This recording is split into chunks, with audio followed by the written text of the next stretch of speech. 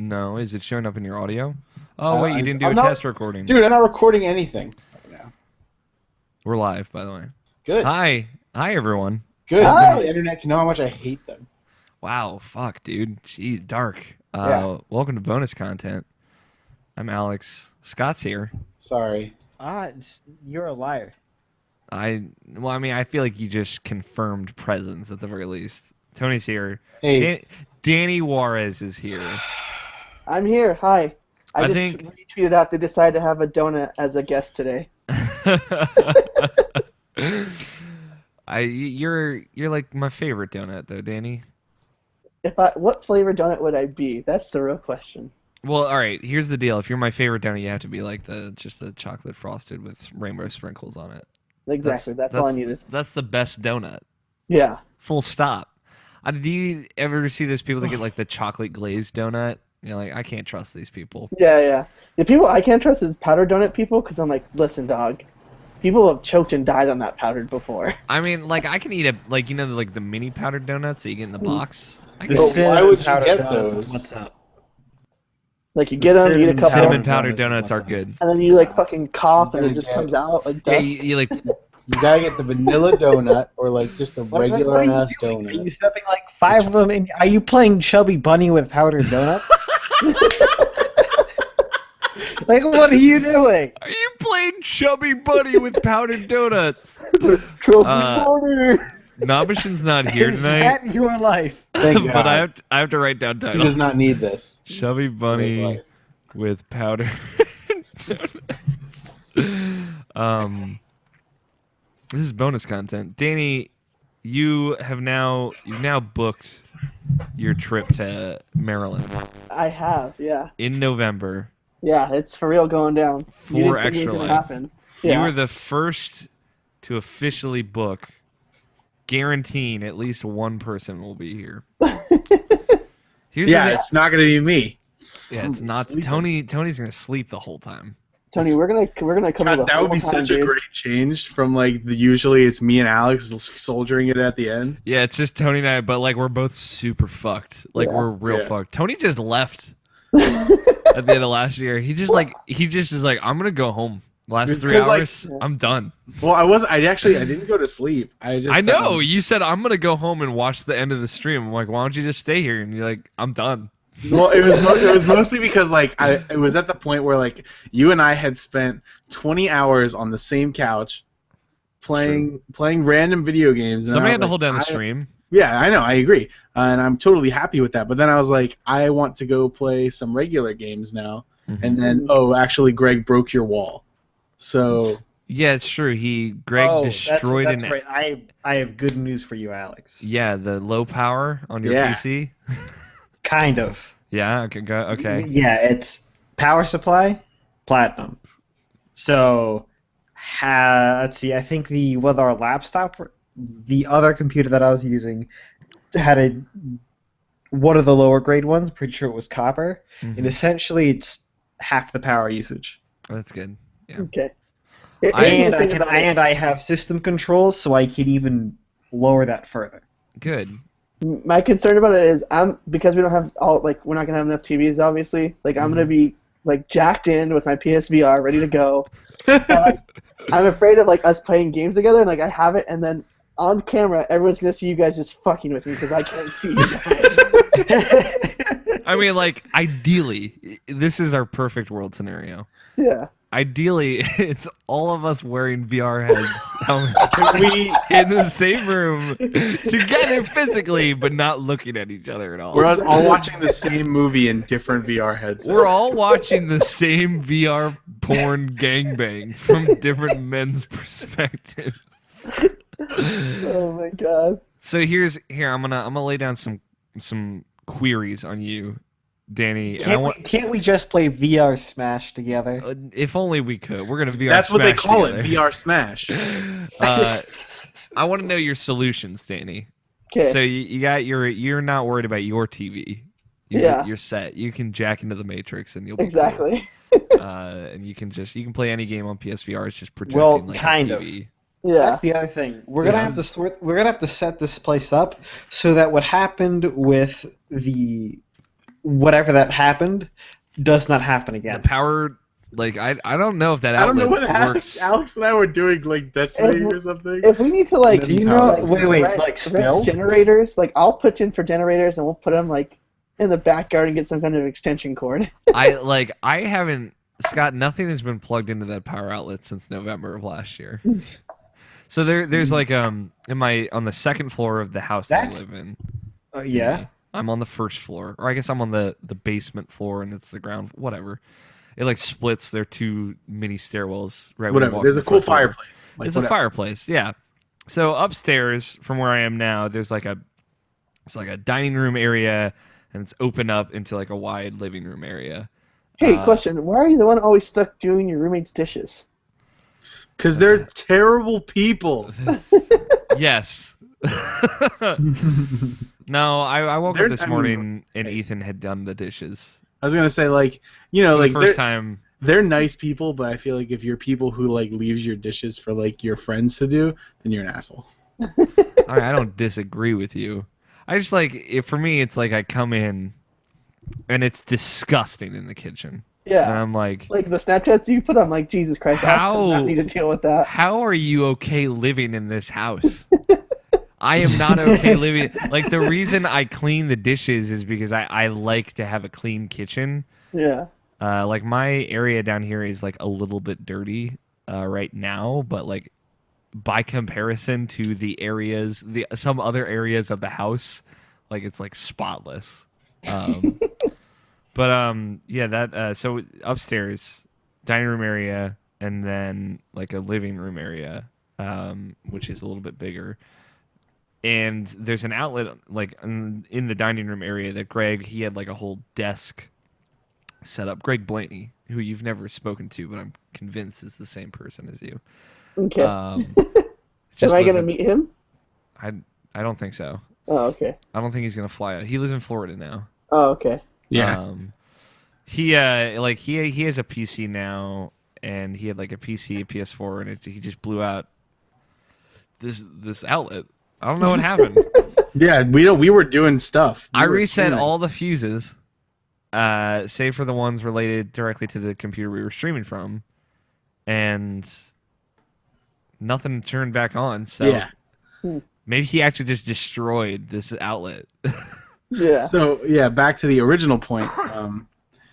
Basically, I was just like, I want to go do my own stuff, and then Yeah. I realized that I couldn't. So I was like, well, I'm just gonna take this time to move everything back, set it up at my house, and then I'll play games for like an hour, and then it'll be 24 hours. Yeah. I mean, the last 2 hours is me playing Darksiders 2.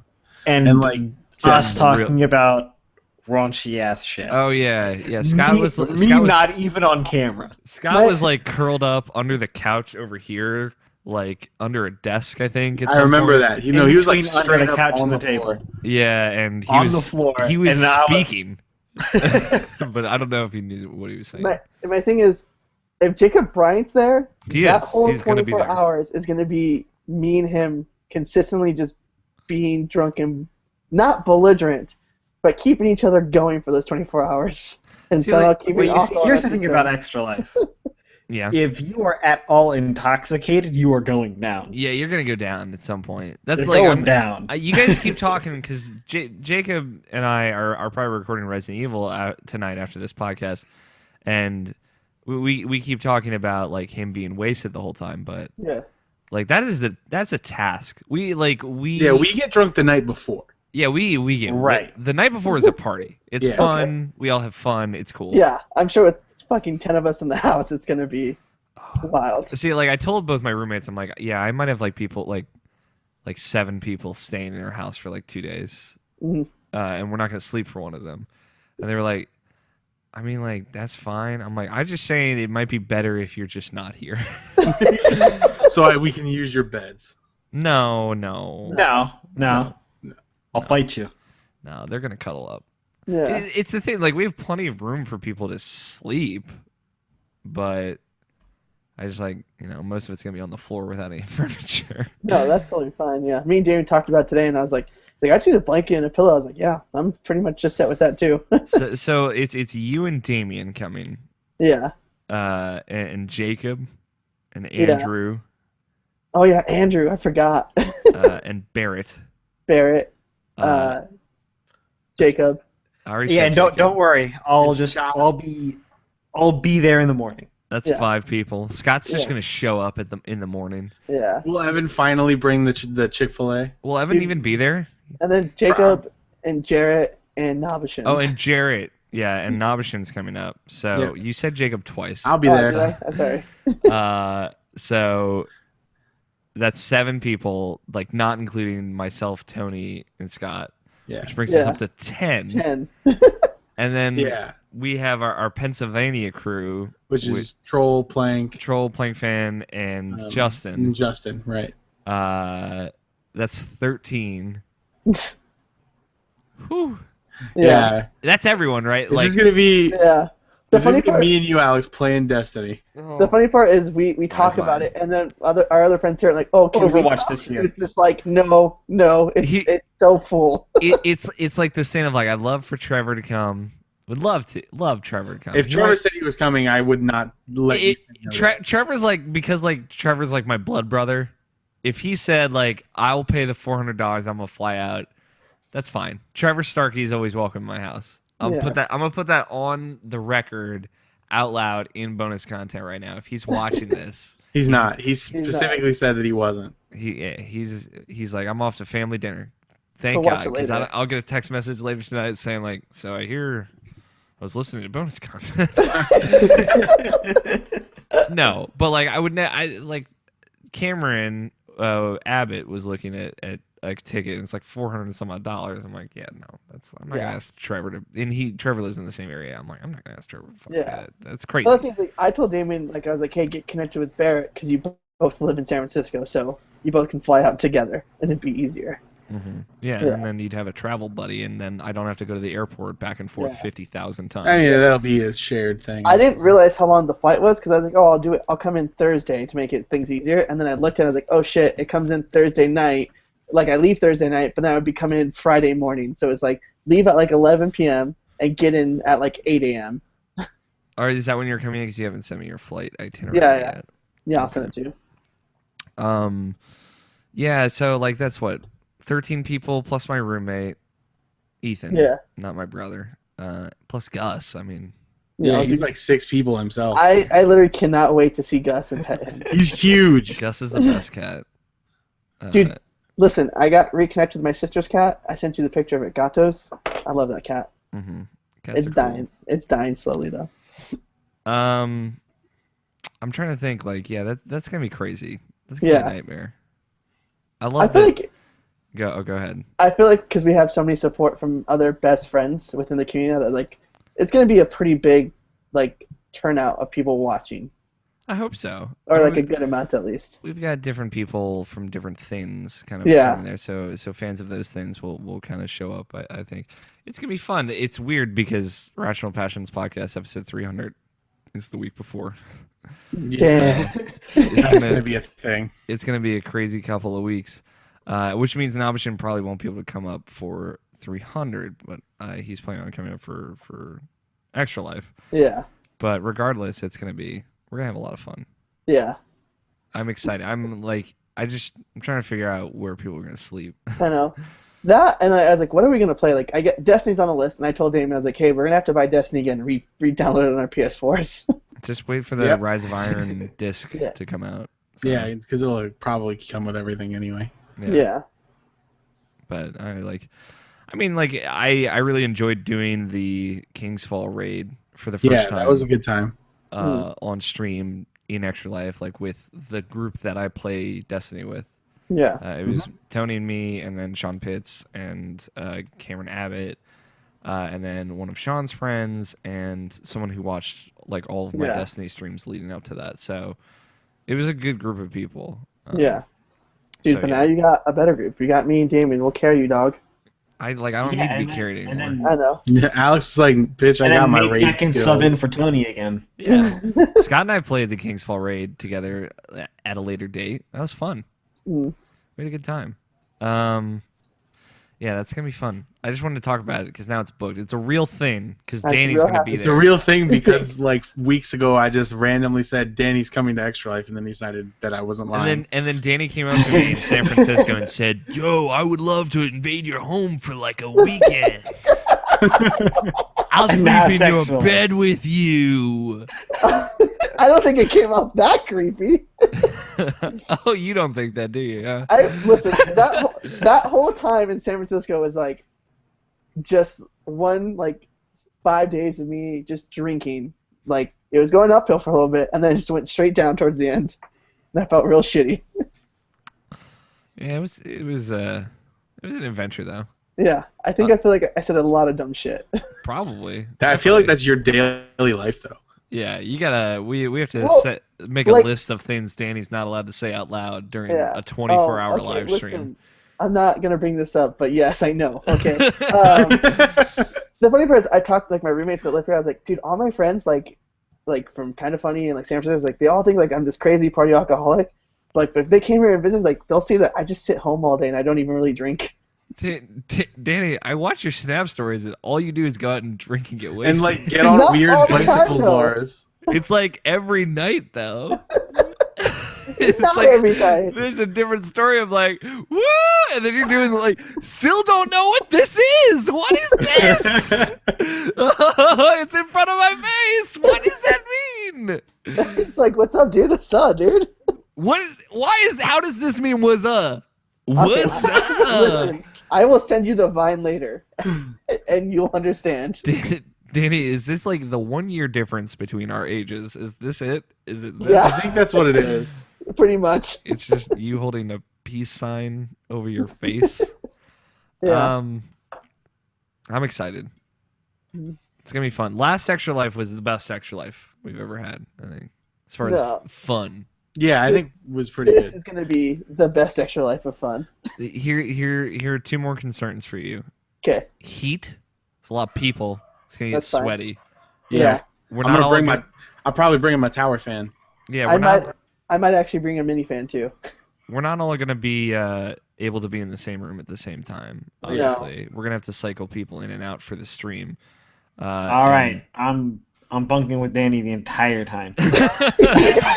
Scott's like wherever Danny's lap is, I will be too. I feel like as soon as Danny and Scott meet in real life, there'll be like a national like crisis, like natural disasters are gonna Oh, happen. I know you guys are gonna get along though. It's Oh, gonna yeah. it's gonna be great. It's gonna be awesome. Like, Scott gets along with like everyone though, so yeah.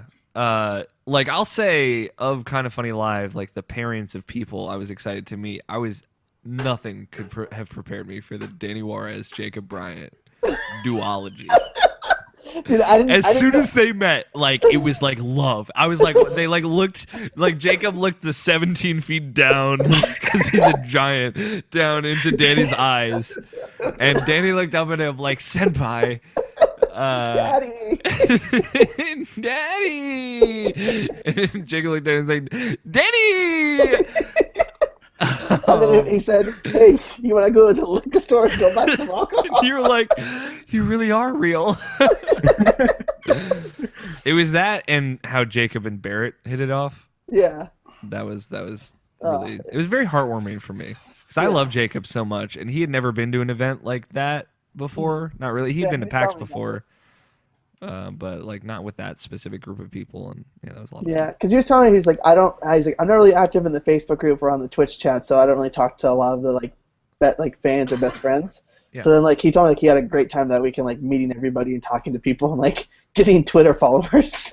Yeah, like him, Barrett, and I have this text thread that's just a garbage truck. It's just the worst thing you could ever imagine. I love it. Yeah, and obviously Barrett loves all of you so much. Yeah, I love him. I love that kid. Barrett's the brother that I always wanted. Yeah, Barrett Yeah. is he's my blood brother. Mm. Mostly because we poured blood on each other. Just Kalima. Kalima. Other bonus content thing. Yeah, dude, your amiibo showing. I got my first amiibo. Oh boy. And just like any amiibo collector, connoisseur as I am. Was I, this uh, before or after you purchased coffee with change? This was before. Okay. This is So directly this correlated. contributed to the Listen, the dude. decision. All right. I keep mine out of the box, but I have to like dust them off every once No, in I a mean I'm while. gonna take this out of the box. Oh, okay. But at some point, I'm just being a nerd. Yeah, It's actually quite nice. I would show Yeah. off my very large Soldier 76 statue, but I'm wearing an inappropriate shirt. And by that you What do mean you mean? absolutely nothing. No shirt. No, I actually have a shirt on, and that's the problem. Gross. You What's it just say got- on it? it says big dick. But like it's the font is actually made of big dicks, and Yeah. we can't show it on stream. It's, Yeah. I like how it Fine. says link loop LOUP and then a little bullet point that says link Lobo. I don't know what that means. Link Wolf Link, I guess so. Wolf Link Twilight Princess special edition amiibo. Hey, yo, you need to open that box. Do it right now. Are we gonna do this right now on stream? Do you want me to do this? Yes. It's actually really nice. I kind of don't want to. I'll do it. I want you to like half open the box, then stop. Oh my right. god. Oh yeah. Now's when you stop. You just put it The back. ripping and the tearing. No, we're doing it. He's going all the way in, dude. Oh yeah. Oh. Dude, do you smell that new amiibo smell? Hold on. Fuck. That's where it all starts. Yeah. And then what if I like just pull it out, and it just breaks into like 1,000 pieces like Oh my immediately? God. This I is would- the best bonus content we've ever done. Just live amiibo unboxing. Oh, we have more unboxings next week. Yeah, Tony and I. That's gonna be good. Are you gonna come over for that, Tony? I can if you want me to. Alex's camera cutting out. Is it- That's a real good amiibo. Like the build of that one and like the paint job on it is so good. It might just be for you, Scott, that So- my camera's cutting out. Should we just like start having like a weekly amiibo unboxing with where Danny will come on and then criticize the paint job or like like- assign like good commentary. This and- is not Griffin's amiibo corner. I don't think we're allowed to do that. I've bought amiibo since they first came out, and like it's just cool. Like seeing like the ones for Breath of the Wild, like they look so fucking good, and I'm just like they're just getting better. Like I'll say, like if you look at this one, if you like look at Midna's like hair, you can see it's like actually in the form of a hand, and their Yeah. fingers like painted into it. It's actually pretty impressive. Yeah. But like I remember hearing things about like that initial run of Smash Brothers amiibos that are like make them sound or look less than impressive. Look at this. This Link, it has like a yellow pole holding its leg, and it just looks like it's peeing. Yeah, and like his hair and his face look really weird, right? Yeah. You gotta talk or else the camera like Yeah. Oh. the Well, yeah. hangout won't Right there. switch There to we you. go.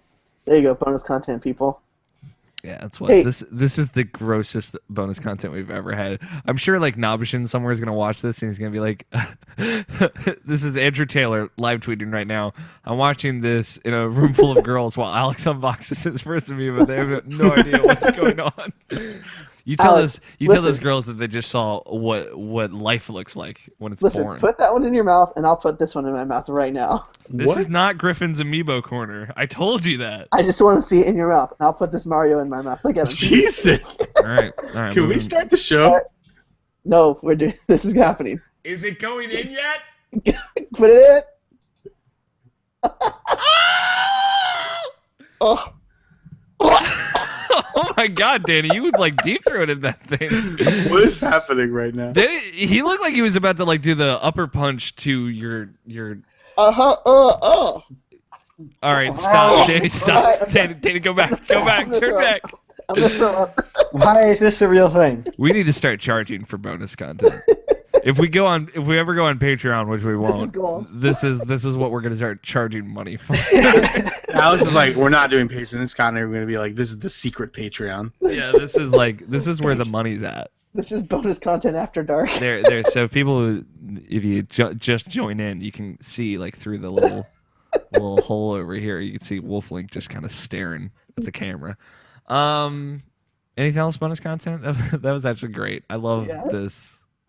100%. I love Danny. Next time, This I'll is try. great. I'll try putting Snake's hand in my mouth. See how far I can get it fisted in there. Yeah, let's not. I mean, I think a solid hour of Extra Life is just going to be us buying and unboxing amiibos. I'm down. I will lose all my money. We should.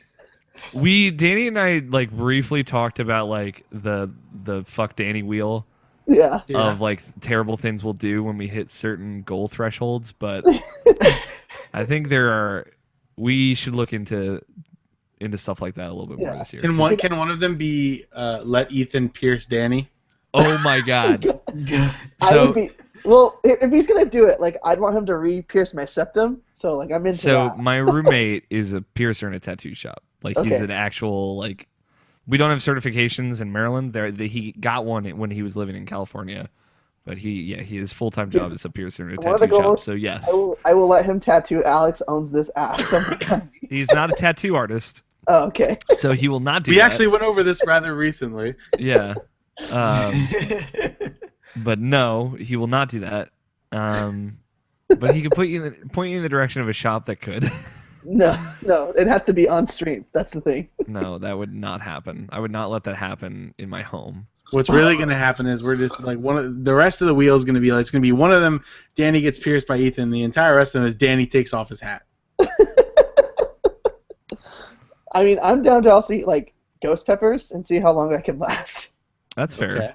Yeah. Another possible for Extra Life, Brant Ranch. Yeah, I was assuming that would just be a thing that happened.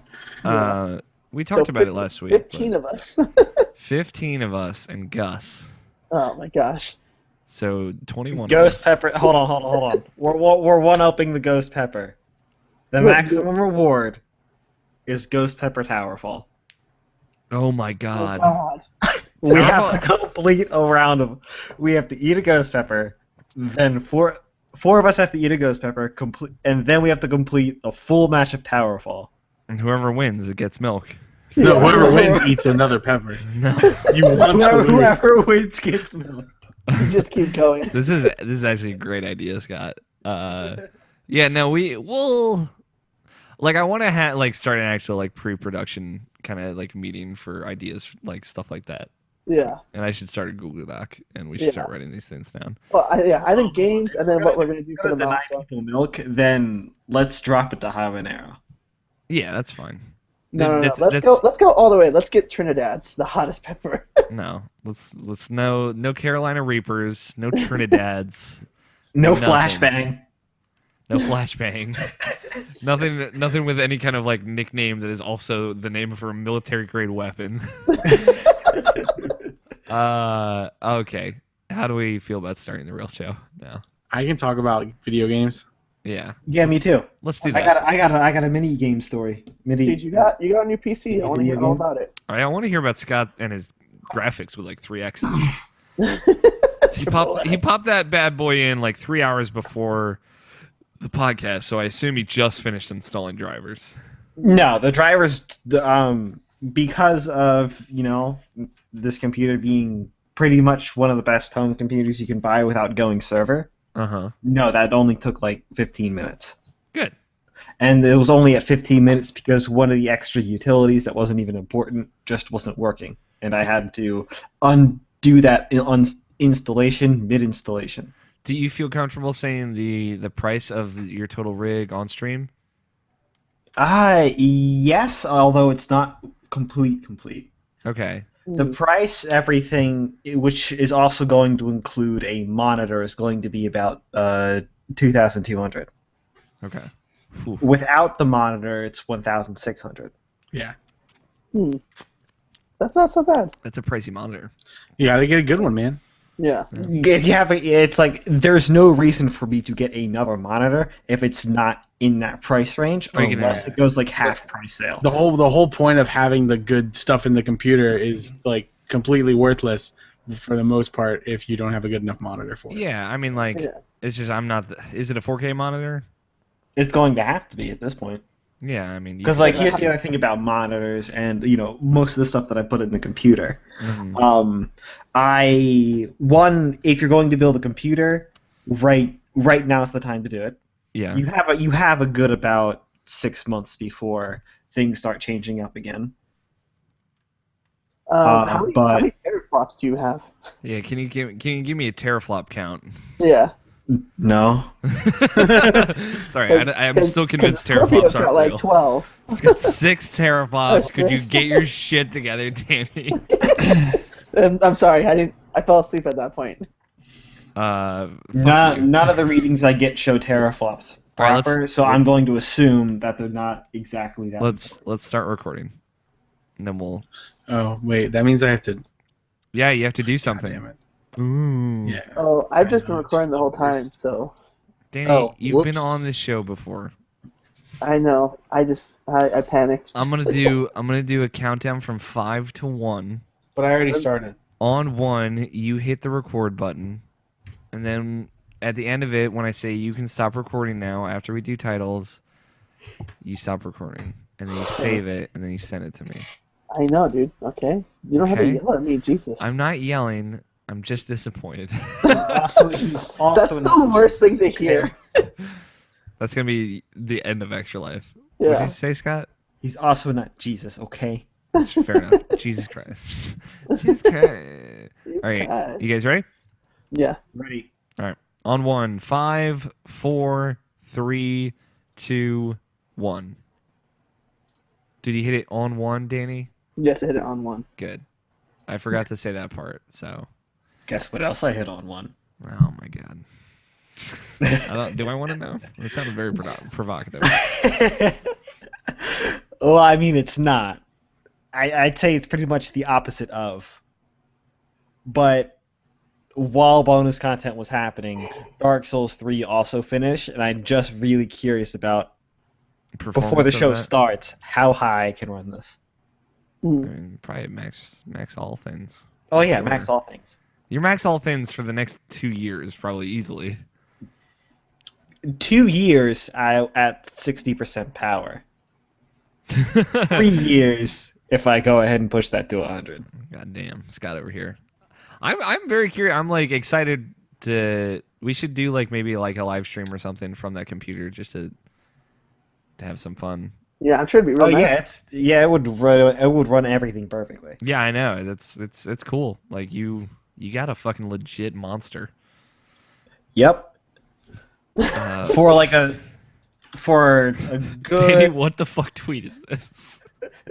Sorry, Danny just tweeted out, finish gagging on that Mario amiibo and come watch the show with a link to the show that we're doing right now. Exactly. Go ahead, Scott. The people Finish will your come back thought. later and watch bonus content. You Like, what's the completely actual derailed me. That's fine.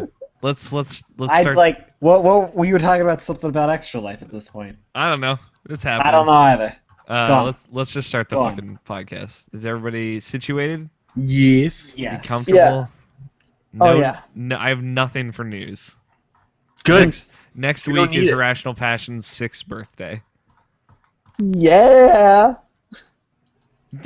Danny! Alex. It doesn't work for me. It does. It doesn't. All right, because you don't have an E at their name, like Tony. See? Where's your That's phone? right. Oh. Oh, Oh You my dying god. What if we just called you Alexis? No. That still doesn't end with It still doesn't with a work. Y or an E. Mostly No. because I was gonna say what if we just called you Allie, but I realized that we already have an Allie. Yeah, well, there's an alley in the Irrational Passion cinematic universe, so. Mm. Sorry. hey, shout out to Ali Muska. We love her. I hope she's doing well with everything. Yeah, there's going to be some shout outs soon. Don't Yeah. worry. Shout out to Danny Juarez Oh, for fucking deep throating the shit out of Don't me, mention bro. that. Don't mention Yeah. his name on this show. Fair enough. listen. Imagine that Mario being a penis and seeing what happens. I'm just kidding. I gotta start this show. This is a mistake. I'm sorry, Tony. I'm sorry, Scott. It's okay. Just vomit everywhere. It is Saturday, June 25th, 2016, and you are listening to the Irrational Passions podcast. I'm your host, Alex O'Neill, and with me this week, I have Scott Guthier, Hello. Tony Horvath, I'm in desperate need of alcohol. and Brian Aubuchon Jackson is not with us tonight. With us tonight, we have the one, the only, Danny Juarez. I'm here and I have alcohol, so I have alcohol. I haven't been day drinking. alcohols. I'm not above day drinking. I had a free Saturday afternoon, and I'm drinking alcohol. I've been off all day, so don't Hi. judge me. Hi, Danny. Hi, Alex. How you doing? I'm good. I'm really good. I'm Thanks- excited to be Thanks here for coming today. on the show. Dude, thank you for inviting me. I had a really, really rough night. I texted you about it. You did. This is making it better. So Brian Nobishin Jackson, Nobishin himself, he's not here. He just started a new job this past week. Yeah, congratulations. He got like the manager position. He's to a the manager of a deli now. But with that comes way more hours, and it's still getting the ropes. So he's real exhausted. So he's taking the night to himself to kind of relax and to lay back. He might be watching this right now at some point. Maybe he'll come in, write titles, and then leave like a ghost. But hopefully he's resting up, so he'll be ready to come back on next week. But send your love to @Nobshin186 on Twitter. Tell him that he's killing it. But so podcast, Danny's here.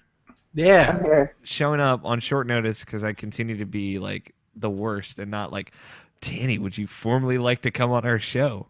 And sending out the garbage Google Doc ahead of time. But Yeah. I was talking to Danny earlier, and he seemed like he wasn't doing anything. He was No, he was just talking to me. So Yeah. I don't do much with my life. I mean, I know that's not true. Literally, yesterday, I was like, hey, I'm going to be productive. It's my day off. I'm going to get some shit done. So I was like, I started writing, got my writing done, and I was like, oh, I'm going to like clean the house and do some laundry. And then I turned on JoJo's Bizarre Adventure. I was like, I should catch up with some anime. And like 10 hours later, I was still on that couch watching JoJo's Bizarre Adventure. And I didn't do 10 anything. hours later? Yeah. Wow. I watched like 3 seasons of it, and I'm already like towards where it's like catching up at right now. I'm gonna be on the Malicious Underground podcast X tomorrow morning, the anime podcast in the Irrational Passions family of podcasts, and I haven't watched any anime. We're supposed to watch an anime together each month. I didn't watch that. Yeah, aren't you supposed to be watching Death Parade? We're watching another Okay. this month. Have you heard of this? No. Neither have I. Nor have I watched it. You should try to get like one episode in tonight or something. That's what I was thinking about trying to do, but I might be like recording some garbage with Jacob Bryant. So Let me tell you that the Resident Evil Let's Plays I have watched yeah, have been solid gold. that's the best thing I think I've ever done. Yeah. In my career. Like I watched the one where you were like, I think it was like chapter 3 with Jake and Shelly's story, and she has like the helicopter blade in the back, and he goes, yeah, and like he pulls out, I was like, oh, she should be dead. And then what was it? I think like on a recent episode this week, Jake and I talk about like the pronunciation of the word root versus route. And where we kind of fall with that. Yeah, so if Resident Evil 6 Let's Play is still going up, we can get into some housekeeping. A few things. One, I do want to send some love and congratulations to Mr. Sean Pitts, who announced this week that he's moving to San Francisco and he's going to work for IGN. And I just want to say, he was on Irrational Passions podcast, and then he got hired at IGN. Regardless, That's right. Regardless of how close they were to one another. I feel like we should, just like Greg Miller was on Irrational Passions podcast, and then he had 100,000 Twitter followers. I feel like there could be a correlation. So are you telling me that I'm next? I'm saying you're about to make it. Yeah. Danny. No, I just congrats, Sean. That's awesome. He's what's it? Producer, like social media, like I executive think producer. it's Alfredo's old job. Okay. Yeah. There's so many like production jobs there, so I'm not familiar with the production end of it, more the editorial stuff. But yeah, that's awesome. And he just tweeted out today he was hanging out with Roger Picorni, so I'm super jealous. Dude, I watched Roger's Kanye West thing. Very good. Very interesting. Another shout out to Roger Picorni. He put out an episode of the Roger Former Show on The Life of Pablo, Kanye West's most recent album. Very not about video games, but very well done. Just I told him afterwards, just like the visual effects that he layered onto that video were like fantastic. Yeah. Like, he did a lot of things where he took the words written out, The Life of Pablo, and layered them multiple times like it is on the album cover. Album cover. And it was just like I could tell like it had his style to it. I'm like, man, you did that by hand, and that's so cool. So yeah, shout out to him. Some other housekeeping stuff. Resident Evil Let's Plays are up. The Capcom Pro Tour June roundup is up. Finally, that was my fault. That was super late. And another thing, I kind of put it out today, and for anyone listening to the podcast, I don't know how it's going to work out. We'll see. But a couple of people have approached me about writing for IrrationalPassions.com. And I'm like, okay, I think I'm in a position where I'm comfortable enough to try and produce a couple of things a week. Kind of like freelance stuff. It's all volunteer. Of course, I can't pay any writers. But if people You want... just pay me in your love. That's all I want. Danny, my love is free for you. Exactly. I thought we had discussed this. But like, I want like the secret love. The secret love that I don't give to anyone else. Yeah. That Jacob No, Bryant it's mine. stuff. Get out. Yeah, well, I mean, extra life. Oh, You should yeah. watch the bonus content for this episode to hear a whole bunch of weird secret love. But yeah, if you're interested in writing for IrrationalPassions.com and kind of having like an outlet to have your thoughts posted, I'm looking for more organized, like featured pitches. Alex at IrrationalPassions.com. It doesn't have to be like super formal since it's not like a paid position, but I'd like you to come in with an idea of something that you want to write and send me some samples. If you are interested at all, Alex at IrrationalPassions.com is my email. Send it to there, just saying like freelance or writing in the subject line. I've been talking to a couple of people this week that got me after I wrote something in my Sunday chats on my blog this past week, and we'll see where it goes from there. I'm interested and excited, and I think it could be a cool way to get some interesting ideas and voices out there. So Yeah, and it's a platform for people like that want to get involved in the industry and start somewhere. yeah, people read IrrationalPassions.com, which still astonishes me in every way, shape, and form. Yeah, I don't know why. But I'm still waiting for Tony's tips and tricks for Clash of Clans write up. I mean, it'll come right after his PAX articles. Yeah. All six of his 2B PAX articles. They're on their way. Don't worry, Yeah. it's coming. Clash of Clans right after that. It's just that dream is long dead. the Clash of Clans dream is never dead, as far as I'm concerned. I mean, Scott knows I could go on about Clash of Clans. God knows, last time Danny was on, you did. We do not have enough people for that. Yeah, I'd rather you not today. Yeah, because Danny doesn't want me to fall asleep during this one. Yeah.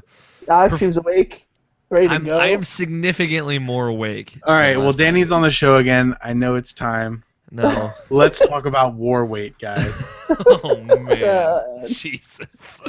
But yeah, I'm trying to think any other housekeeping things. Monthly Passions. Yeah, Monthly Passions podcast went up for May. And I'm trying to remember who was on that. The editor in chief of Twinfinite was on that. Jarrett always kind of like getting really, really great guests for Monthly Passions podcast. You've been on that show, Danny. Yeah. I talked about Salt and Sanctuary. Tony's been on that show. Yeah. I've been on that show. Yeah, Sharon Kuhn from Twinfinite and Val Mountis. I don't know if I'm saying the last name correct. From the Dames of Destiny. So to talk about Overwatch. And also Mr. Barrett Courtney, our friend and aficionado, to talk about Doom. So that's, and I think there's some Uncharted 4 in there as well. So check that out. It's like Monthly Passions podcast is cool. I'm really proud of Jarrett for putting that together. The best thing is like I don't have to I don't do anything for that. Like it just it posts and Jarrett says to me, he's like, that's up. I'm like, what? Oh shit, that's I'm so used to having to go in and publish articles for guest contributors that it's so nice to not have to worry about that. Yeah. So yeah, that's awesome. Check that out. That's I think it for housekeeping. I'm out of Resident Evil Let's Plays finally. It only took us 35 episodes to get there, so I don't know what's gonna happen as far as Let's Plays are concerned next week. But we'll see. We'll figure it out. Time to bring back Omega Quintet, bring it That's back. right, I bringing have it back. 3 episodes of Omega Quintet that have not been published yet. I walked by. So when I bought Doom and I bought Knack. Oh yeah, I forgot to put Knack on my list. Heaven forbid. Yeah, heaven forbid. I saw Omega Quintet for like $5, and I was like, I might buy that. I'll come back for it. It's always on sale. I've seen it on sale like 8 times since I bought it last December. Weirdly enough, Omega Quintet perpetually not worth $60. Yeah. It's kind of interesting how that panned out, but happens to the best of them. Steam summer sales happening, so if you want to get games for not $60, Scott finished his PC. He's like, Steam summer sale, here I come. Yep, I've bought 2 games already. Dark Souls 3, which I booted up right before we started the show. Just got a feel for how it looked. It runs at all the frame rate. It read. Didn't bother to check the frames because that would take more time than. And you're like, I know I it's should have, perfect and I anyway. should have put into it. Fair enough. But it looks good. What else did you buy? It's real good. And then I also bought, I think it's called Dungeon of the Endless. Oh, I saw that was on the featured. Right, yeah, it's like $4 right now. So I was like, you know what? A couple buddies are playing it, so I'm gonna get it too. Cool. Are we talking about video games now? We're talking about video. Yeah. Now we are. Kinda, but it's just the summer sale. Yeah, I don't have a pretty good computer run anything Steam. There are decent games I can run on my Mac, but I do want to give a shout out for Undertale. It's $8.99. If you've not played that game, go buy it and play it and cry. Yeah. The Irrational Passions 2015 Game of the Year. And Scott's personal Game of the Year as well. Yep. Undertale's a really good game. I got a text from Brant Range, who was on the podcast last week, if you missed it. Great. He's a wonderful person. He's all right. I love Brant more than most people, full stop, in general. He sent me a text message at 2:57 p.m. yesterday saying, thinking about buying Undertale. Dig it? Question mark. I just said Irrational Passions 2015 Game of the Year. But yeah, he texted me 4 separate times after he went home last week and just said, it's always a pleasure having you coming on IP, and it's always a good time. I'm like, Brant, you're so nice. I wish Danny would say those kinds of nice things after he comes on our show. Dude, I say nice things to you all the time, and then you shut me down, and you're like, you don't want to come to our garbage. You don't want to come to our garbage life. Yeah, I was like, your life is not garbage. Well, I mean that it is, but that's a different thing. Extra Life is a different kind, its own assorted garbage. Yeah. I mean, it's going to be garbage. Extra Life 2016. Look forward to it, November 5th. I will buy a trash can costume and wear it. Actually, no, I'll buy a donut costume, and I will wear it the whole 24 hours. There you go. What about a hot dog costume? Confirmation. Check it. We talked about this in bonus content, so let's not retread old ground. But if you want to hear about our Extra Life plans for this coming November, I'm just saying, donut has for some reason become my nickname now. So I will wear a donut costume. I believe you were once described on a Let's Play as the human embodiment of a truck stop. I don't know who would say such a rude thing. I know, dude. I think that's a relatively apt description. Let's talk about video games. Yeah. Yeah. Video games. Scott, have you been playing any video games? Yeah. Got a story about Bravely Default. Okay, Bravely Second. Brave Second, End Layer. Enix RPG. Got it. The one that Square made that isn't Final Fantasy. Yeah, Bravely Trigger. Bravely Danganronpa. Trigger Happy Second. We all just say it's Final Fantasy 1, pretty much. All right, so the Final Fantasy 1 demo came out, a while back. April, I think it was. Also the month the game was released. Or is it March the demo came out? Whatever. So I played the demo back then. I never really finished it because it was kind of meh. Yeah, okay. The Bravely Second trailer demo didn't do it So for you. about a month ago, I bought the game. It has been about a month, right? Something like that. Yeah. About.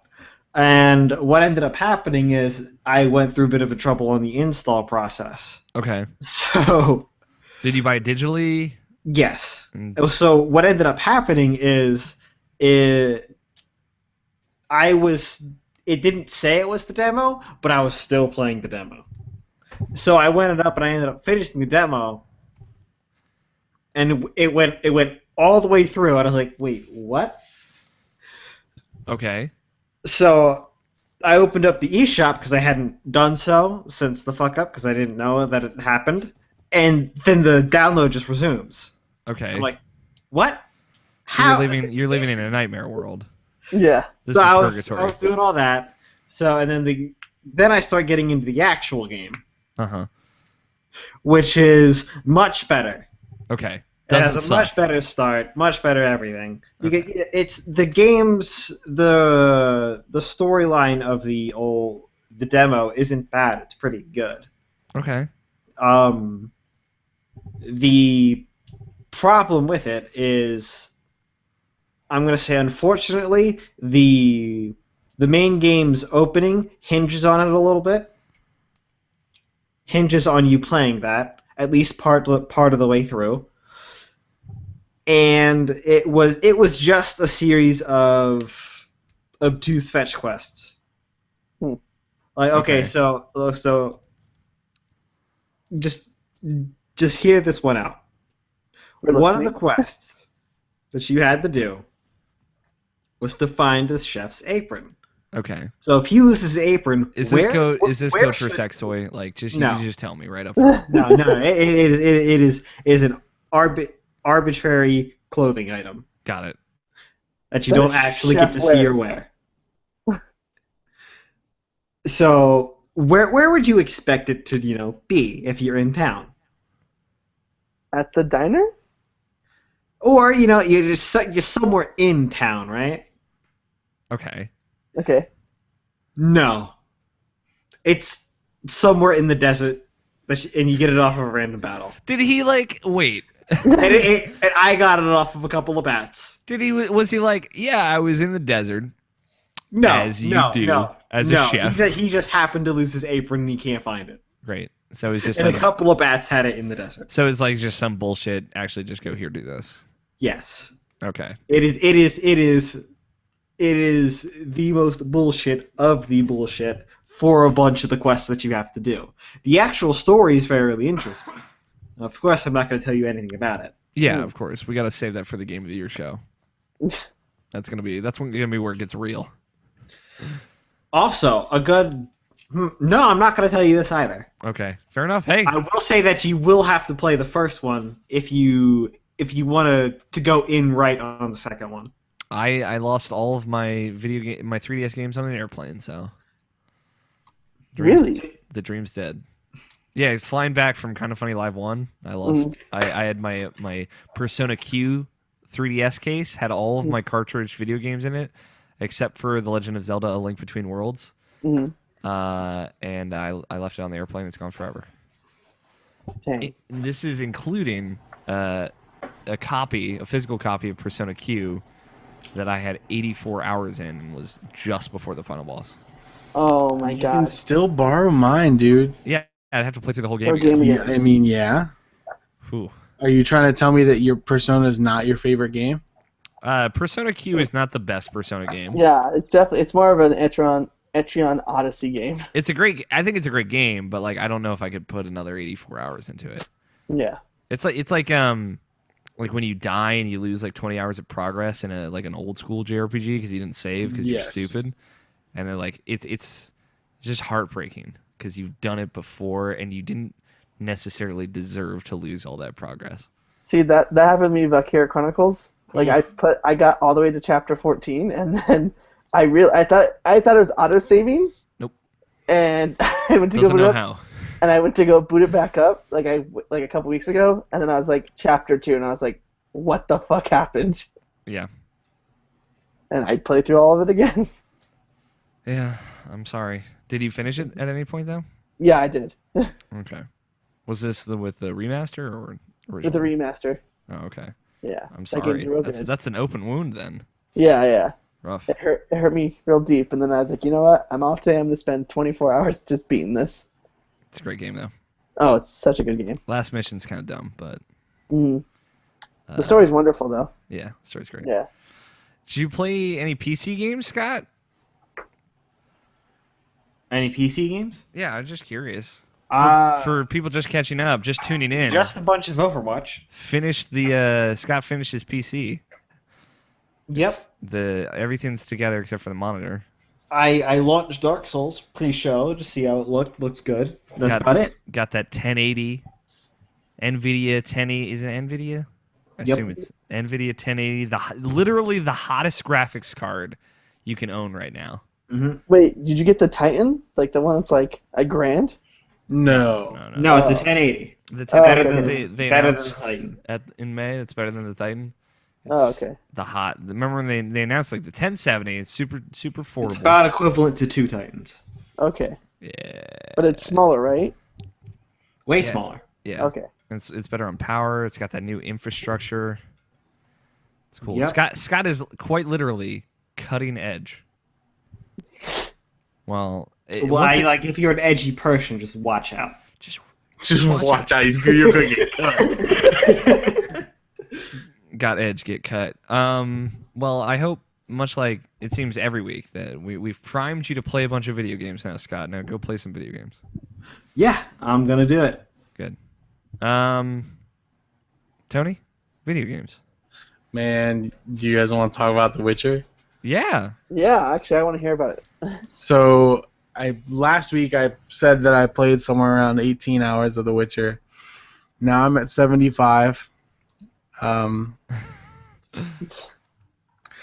I spoilers? The Witcher is now older than a year old, Yeah. and we're not talking about the DLC or anything. Yeah, as long as Right. you're not talking about blood and wine, you should be okay. I'm not I'll talking try. I'll about- try and tag spoilers in the description, the doobly doo. But fair warning: Witcher 3 spoilers. Yeah. I just wanted to say that, man, that scene when all the Witchers get drunk is so good. It's one of the best scenes It's of that so entire year. fucking good. Yeah. And then they go and they put on Yennefer's clothes and try and operate a megascope. Oh my god. Oh my god. Yeah, that whole like when you go back to Kaer Bakram is like 10 out of 10. Kaer Morhen. Kaer Morhen, Kaer Bakram is a different thing. Uh-huh. Yeah. Also, I collected all the Gwent cards. Did you get the trophy for it? I did. Yeah. I played a lot of Gwent. You did. We talked about Gwent earlier this week together. Yeah. Do you think you're gonna buy the actual Gwent game when it comes out? Absolutely. It was free to play, right? So Oh, it's free to play. Yeah. probably gonna follow the Hearthstone model. I'm gonna buy that Gwent game. Yeah, I'm gonna play it. I'm gonna buy it for $20, and then hopefully I'll never have to buy anything again. That's not how that works. That's how that Yeah. works. This is not how collectible card games work. Pretty sure I know how collectible card games work, guys. Let me tell you about my Yu-Gi-Oh days. Please stop. But yeah, The Witcher. I am almost at the end. I think I just finished the battle for Kaer Morhen. Like literally, I had to go to work, so I finished that quest, and then Vesemir got burned, and then I left. Mhm. So that's where I'm at. But So you finished Act 1 of The Witcher 3 now. yep, So now you're in Act 2, which is really cool. yeah, I'm excited, but I don't know. I'm probably not gonna get back to it for at least a day, because man, I am tired. Yeah, I bet. I will say, like, I don't know how often you check your quest log, but like, check it pretty often for the next like part of the game, because like they just like add stuff in there. Uh That was like my only frustration with that part of the game is like they add like one incredibly crucial story quest like in, huh. Okay. and like there's another point of no return that they don't give you a warning about. Okay. And like, so the way I figured out that quest was in my quest log was I went past that point of no return, and it's like, this quest has failed. And I'm like, whoa, what quest is that? Yeah. So I reloaded the save, pulled up that quest. I'm like, oh, I didn't even, like, they didn't tell me that this was added there, so. There was some like choice, like really funny things that happened but I can't remember what they were, because this has been so much stuff has happened. Yeah. But I've been really enjoying myself, and like just going through and experiencing that world like slowly Yeah. has been really awesome. Yeah. And my Geralt looks awesome, and he's just a cool all around good dude. What kind of haircut are you rocking? He's got the shaved sides with a ponytail, Okay. and he's always clean shaven. Looks good. He's got that cat school armor on. Hmm. How many girls have you been fucking? All of them. Wow. Just line in the sand, huh? Just give me a list of your fucking. Oh, all of it. I To the see. sorceress, I fucked it. I see you've checked E for all of the above. Yeah. Uh, But yeah, I'm excited to get to the next parts of that game. I want to check out the DLC and stuff too, but I think I will do that on my second playthrough. So Why the second? Not because I fucked up the romance and I can't live with myself anymore. Oh, okay. yeah. Yep. Yeah. But not in like the obvious way to mess it up. I just didn't know enough about both of the girls before I picked one. So Breaking hearts. I know. Getting your heart broken. That's right. It's a rough time in Tony Horvath's world. So, but other than The Witcher, that's been like almost my entire week. I'm curious. I know you haven't finished yet, so Yeah. we don't have to get like a definitive line in the sand here. If you could go back and put The Witcher on your top 10 list from last year, where would you put it? Well, let me remember what my top 10 list was. You had Undertale on there. Pretty sure your game of the year was Skylanders Swap Force. You're not. No, that's not what happened. I like how Danny was like, wait. I didn't know Tony was one of those Skylanders weirdo. Hold on, I have it saved on my desktop. As he stares in the Wolf Link amiibo. No, so my top 10 games were Bloodborne, then Undertale, then Destiny. Yeah, Bloodborne was your number one. And then, yeah, I knew that. But then Until Dawn. I forgot. It still doesn't make any sense, but anyway. It's so pretty. Oh yeah, Until Dawn did make it on your list. So where do you think you would put it? At least be in the top. It would be one of the top 4. Okay. But I don't know where it falls there. Okay.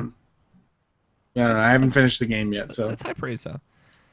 That's good. I just think it's a better game than Legend of Zelda Triforce Heroes, which was my number 5. So Fair enough. Fun game though.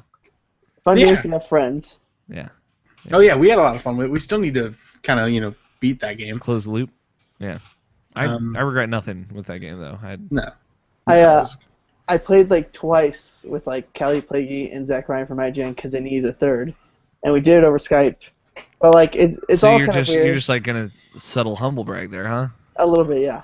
Yeah. I'm a big but, deal like, with the IGN people. I wish I was I'm honestly. Danny Juarez. Every time I go to OMJ, like, oh, we remember you, but they don't immediately remember me. So I'm not that big of a deal. I remember you, Danny. Dude, I'm Red I always Link. remember you.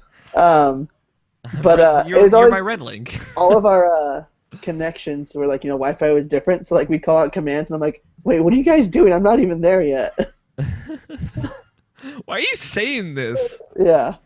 Why are you Just- making the sad link emoji face? Exactly. Or the cheering emoji. Always do the cheering. Yeah. That's what Tony Scott and I learned. Always be cheering. Yep. The pom poms are real good in that game. Pom poms are broken.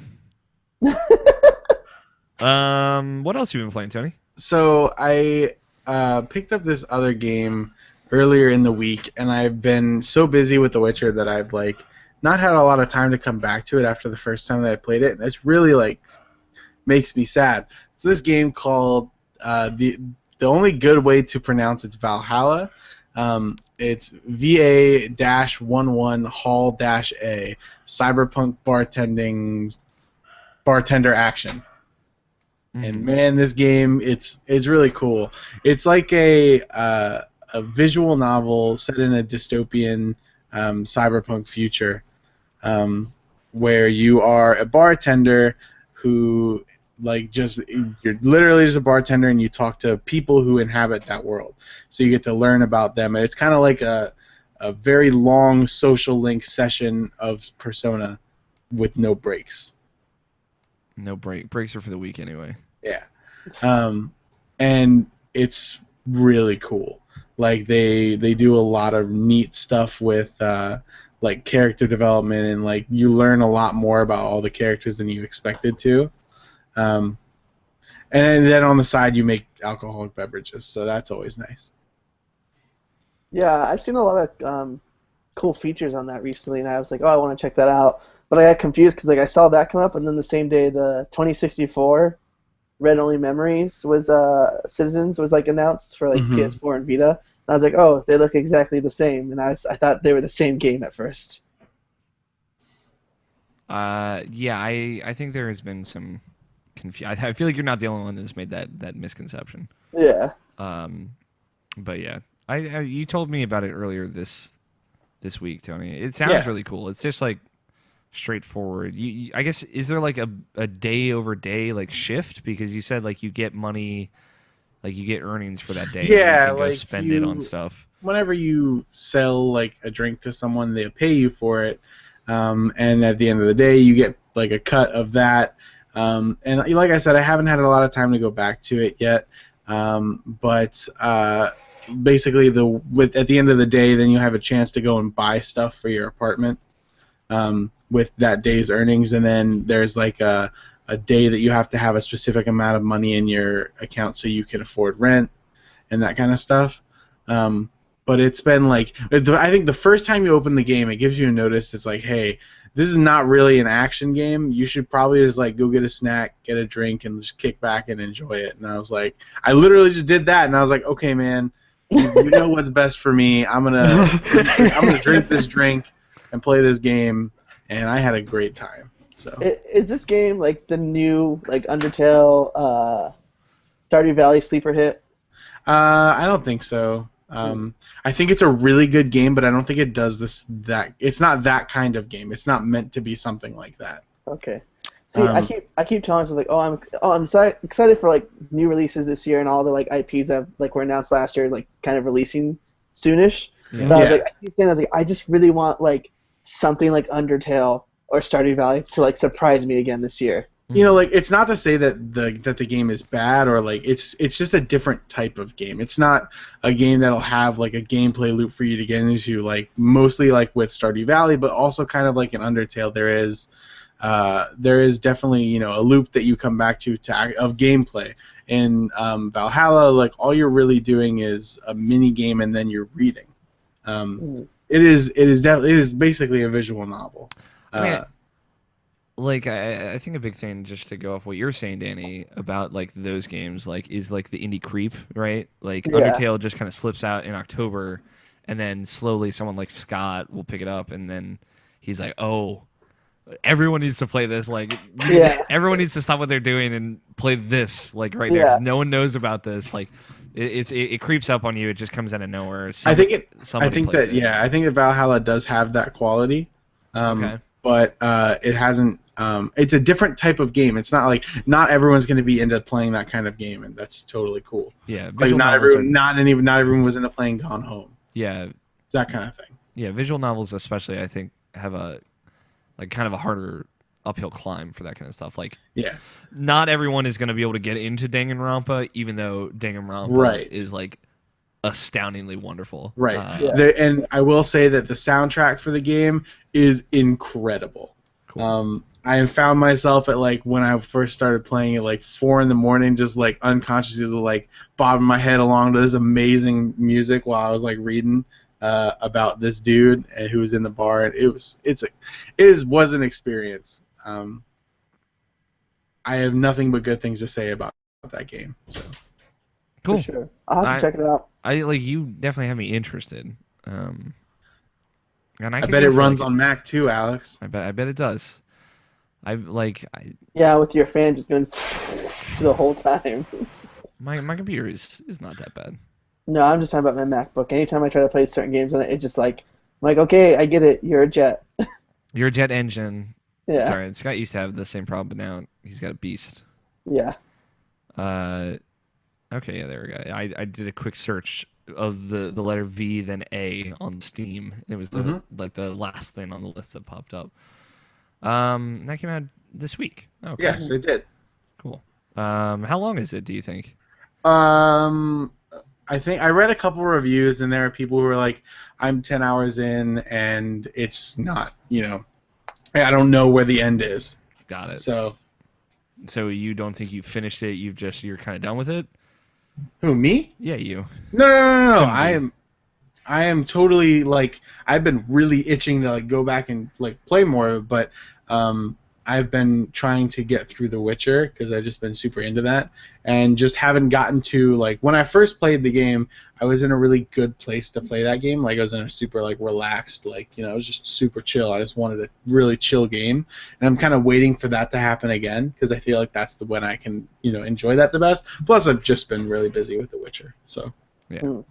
When at times when I would like normally do that and sit down and play that game for a while, it's just been I'm already playing The Witcher. Yeah. Also, The Witcher is a video game with a tangible ending. Right. Yeah. Even if something like Valhalla is shorter, it maybe feels like less kind of like Stardew Valley. It's like a less tangible, clear Mhm. ending in sight. So I have a question because I couldn't get into The Witcher and I gave it away. Like I legit just gave it to my friend because I was like, I can't get into it. I put 20 hours in. I'm just kind of over it at this point. Sure. Sure. I've been itching for a game just to like spend hundreds of hours in, and so I was looking at buying the Wii U and getting Tokyo Mirage Sessions, or just waiting for Star Ocean next week. Okay. But is it worth me going to buy The Witcher and trying to give it another chance with everything that they've like updated and fixed? I mean, it's tough. Like, so Yeah. you would have to buy a Wii U to get Tokyo Mirage Sessions. I mean, eventually I'm gonna buy a Wii U no matter what because I want Mario Maker and Splatoon and Smash Bros and everything. Did you ever play Catherine? Yes. Maybe I not. love Catherine. That's Maybe great. not. Yeah, because like it's very possible that the biggest games from the Wii U are going to get ported to whatever Nintendo's next platform is, Or just get backwards compatibility. or there could be And backwards then compatibility server going forward. ports. So like, you might not need to buy a Wii U. Mm. And it is like, from what I understand, Tokyo Mirage Sessions, which I also very much want to play, is not like 100-hour experience. It's more of like a 40-hour experience. Mm. That at least that's just what I've been told. So I don't know. Like, you couldn't get into The Witcher, but I mean, I had a very similar experience a year ago with The Witcher. I don't know. I was in a very specific place that I just wasn't ready for an open world game when Yeah, The and Witcher came out. I feel like I was coming off the open world fatigue because of like Metal Gear Solid 5 and Fallout Exactly. 4, and so I What was just happened like, with me? when even though everyone The Witcher came out 4 months before all those games, it's fine. What? It was I just know. a contributing factor. But yeah, and so like when everyone kept talking about The Witcher and it was like, this is game of the year, this is game of the year, I was like, all right, I'm gonna give it a shot. And I was like, what am I not seeing that everybody else is seeing? I mean, yeah, I think The Witcher is of a style that is very particular, and like knowing you, Danny, I feel like something like Star Ocean might speak more to you and your kind of taste. Like a Japanese RPG is just gonna resonate more with you. Yeah. So I think like your safest bet at this point would be to just wait for Star Ocean to come out. Unless you feel like super awesome about the fact that Gwent is a thing that's real. Which you should. Yeah. Just objectively, Because like everyone Gwent should. makes that game pretty good. Yeah. Gwent, I mean, Gwent makes an amazing game. Even the more thing is, amazing. because people were trying to say, oh, it's kind of like Magic the Gathering. And I was like, okay, I played Magic for like 6 months and then I got over it. Tony played Magic the Gathering for about 6 years, and then he got over it. So I feel More like than that. he's an authority to say if Gwent is like Magic the Gathering. Tony, thoughts? So I actually did say something about this in our text thread a while ago. After doing the high stakes Gwent tournament, there's a whole quest about going to a high stakes Gwent tournament in The Witcher. With like $1,000 buy-in, Yeah. which would be like then $100,000. There's a pompous dude who like when you go to enter, it's like, all right, let me look at your cards, and then if your cards aren't good enough, he's like, oh no, your cards are only rated 4. We need cards rated 5, and then he says go away. But I said like that the first couple rounds of the high stakes Gwent tournament was like strikingly similar to a lot of experiences that I've had with like competitive Magic. That's like Okay. having done that quest. Like I did that quest like a year ago, almost to the day, and I loved it because I thought it was so fucking ridiculous. So Yeah. hearing that is fucking astounding. Right. So it like imagine like me being like, oh God, I understand all of these situations that are happening. Well, like where Yeah. you're talking to the one guy, he's like sizing up all the main players. Yeah. Uh-huh. Oh my god, that's And then you go to another one that's like, I'm busy. I need to like get in my headspace before we play. and the girl's like, I want to meet you on the fucking balcony outside, and I have a Well, that part- proposition for you. That was the part where it starts getting away from it. Okay. But if you throw this, then we both win. We split the money. Yeah. That's so funny because it like hearing that stuff is like that's what it was like when I used to go compete in like competitive Yu-Gi-Oh tournaments. Right. Like I would go to LA and then Fucking people would nerd. size you up. I know. I'll admit it Yeah, right here. yeah. I spent hundreds of dollars on decks. It's And, like, okay. people- I did the people same like- thing with Magic. I traveled like- the East Coast going to stuff for Yeah. that. People were like, "What deck do you play?" And it was like, if it was like the meta, like, "Oh, meta, like meta fucker, like no one wants, like we don't want to play against you." And I'm like, "All right, well, if I beat you, I beat you. It sucks." Yeah. Sounds Yeah, like you get- play Storm. Get Um, wrecked. When I played Magic, I played Mono Red, so a lot of people were just like, "Oh, this guy's a noob. He's playing Mono Red." And I was like, "I don't understand." Whatever, this man. Mono Red's cool. game." Yeah. But like, just in my experience, Gwent is the actual game of Gwent is not very much like Magic at all. It's not.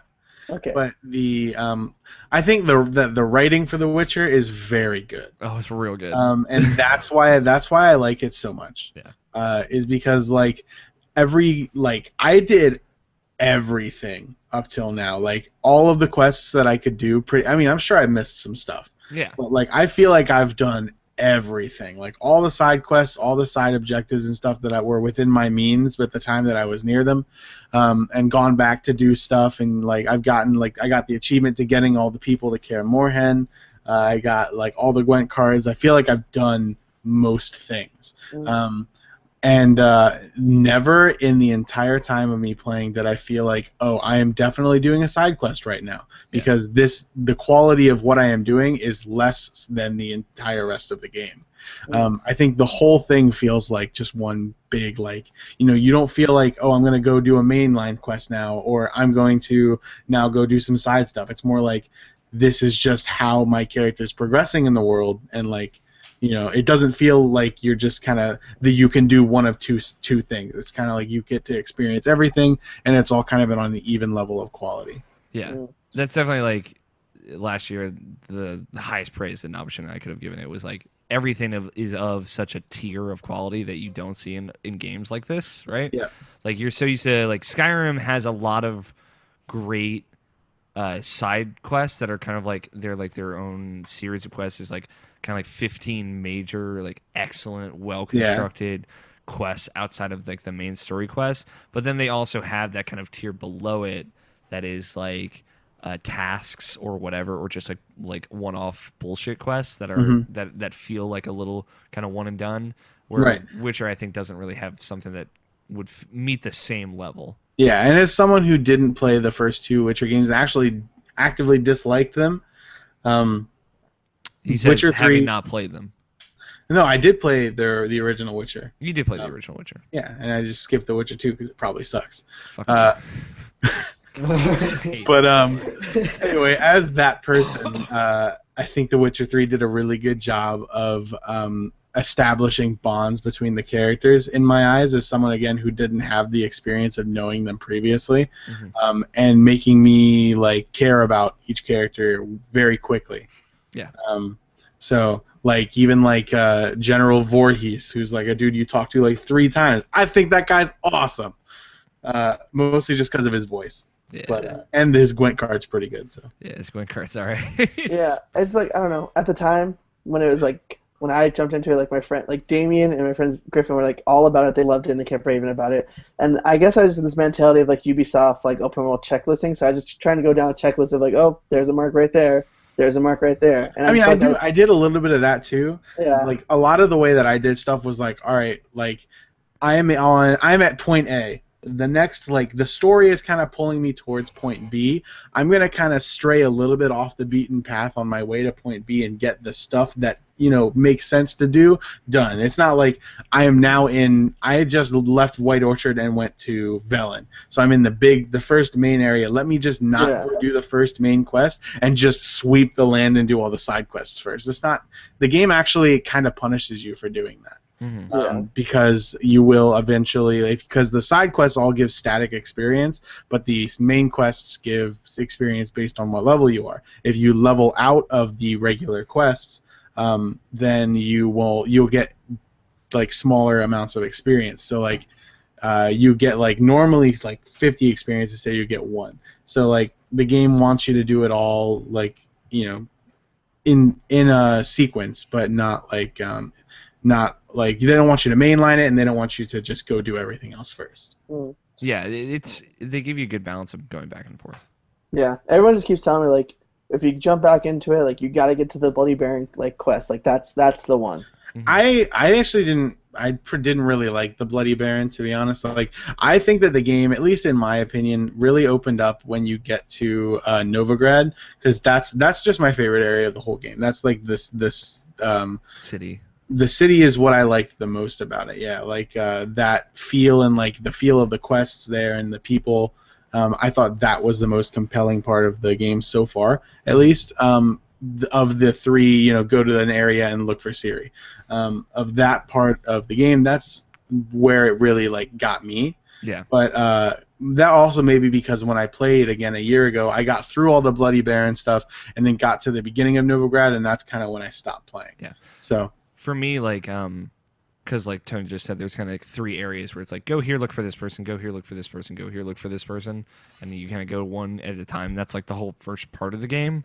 For me, like, Velen's really cool. It's like the boonies, right? Then you go to the big city of Novigrad, and then you go to Skellige, which are like these islands off to the west, and it's like completely different. Like, it's super different. It's like everyone here speaks differently, everything looks different, there are different monsters here, and people think and behave differently, and it's like this feels like a completely different world. Mm-hmm. So like I was in from the word go, but like when I got to Skellige, I was like, oh wow, this is why this game is super cool. Like it's just like they really thought about the areas. Yeah, and to that end, I think Novigrad also differentiates itself from Velen pretty well. Yeah, exactly. It's just they feel connected, whereas Skellige feels disconnected in a lot of cool ways. But like the differentiators between Novigrad and Velen are really cool as well. Yeah, except Oxenfurt. No one cares about Oxenfurt. No, yeah, like fucking bunch of nerds over there. Just like 2 craftsmen and like an annoying guard that's you tell to get bent. Yeah, there's a lot more Oxen. You do tell him to get bent. There's a lot more Oxenfurt in the Hearts of Stone DLC actually. So.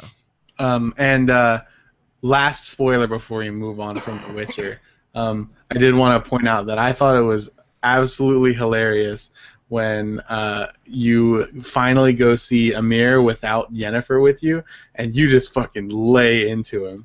Like, because you're like, hey, I need your help, and he's like, I'm gonna send Vorhis with, and you're just like, fucking shut up, no, see ya. Yeah, it's real good. I'm glad that you're digging it so much, Tony.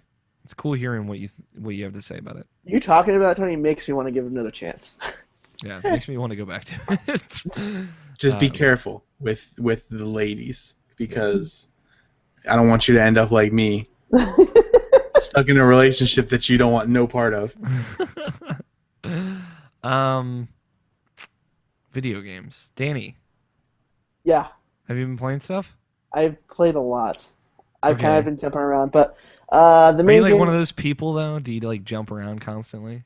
Yeah, and life too, with the relationships and stuff. Whoa, dude. We talked about this. I'm afraid of fucking commitments. real lever, just pulled it. Like, I can't feel alone. Please let me on your show again after this.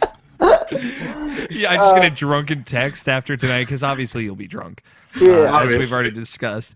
Just saying, I hope I didn't say anything stupid. I'm so drunk. I love you, man. Please let me on your show again.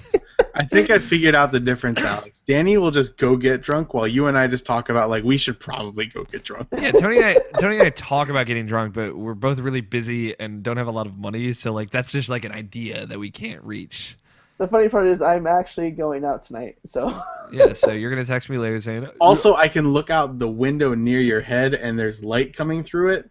So Yeah. Yeah, it's still daytime here. Yeah, it's only 6 o'clock for you. It's Yeah. 9 o'clock over Dude, here. it so. doesn't get dark till like 8:30 here now, because of like summer. Yeah, I mean, like Whoa. we just had the longest day of summer this past Yeah. week, and it was like bright until like 10 o'clock Yeah. p.m. So. So video games. So video games. What you been Okay. playing? I recently booted up my 3DS because I'm on a Zelda kick, so I'm replaying some of the Zelda games. So I'm right now jumping So what back you're to saying is Ocarina. you played the Wind Waker. The Wind No, Waker. The best Zelda I game do, of all I do have it on my GameCube, so I want to boot that up. Right now I'm replaying Ocarina of Time on the 3DS. I would play it on my Nintendo 64, but I was just like, it feels better on the 3DS to me, in the moment. It looks better too. Yeah. So it's been kind of fun. Like when I'm playing it right now, just because I've beaten it so many times, where I was like, I kind of want to challenge myself to speed run it. Okay. But I don't know how to do that on the 3DS. I've watched enough playthroughs for the GameCube version where it's like, oh, this is broken right here to do it. But I don't know about the 3DS one. But yeah, I am still hot off Breath of the Wild just to like get back into Zelda. I pulled out my Hyrule Historia, reading through it again, and I have the A Link to the Past comic book, like the big graphic novel. The So I've manga. been the manga, whatever they want to call it. I don't know what they call it. Yeah, I just wanted to say manga. yeah, I have it right here. This big old bad boy, for the video. Sorry Yeah. for listeners. Yeah, I've been tempted to buy that. Yeah, I got it because it was like it was on sale on Amazon one day, so I just got it then. Um, I have So, this sweet visual source book from Overwatch. Here we oh go. yeah, you got it with the special edition. Yeah, it's really nice. Here's the thing. When I went to go buy Doom, when I bought Knack, they had a special edition PS4, and it was the last So, one. all right, here you're gonna have to justify that. Did you go to buy Knack or did you go to buy Doom? Okay, I went to go buy. What's the problem with Knack, Alex?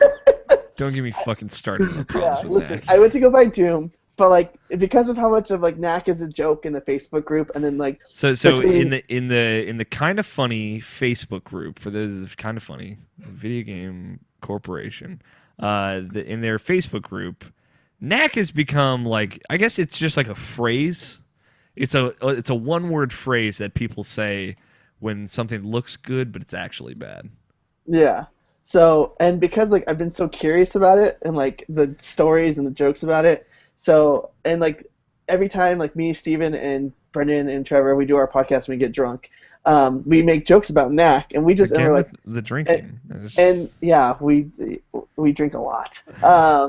Said the guy earlier that says people. I don't get that drunk. I don't drink that much. I don't. It's not like an every night thing. Anyways, You just said I drink a lot.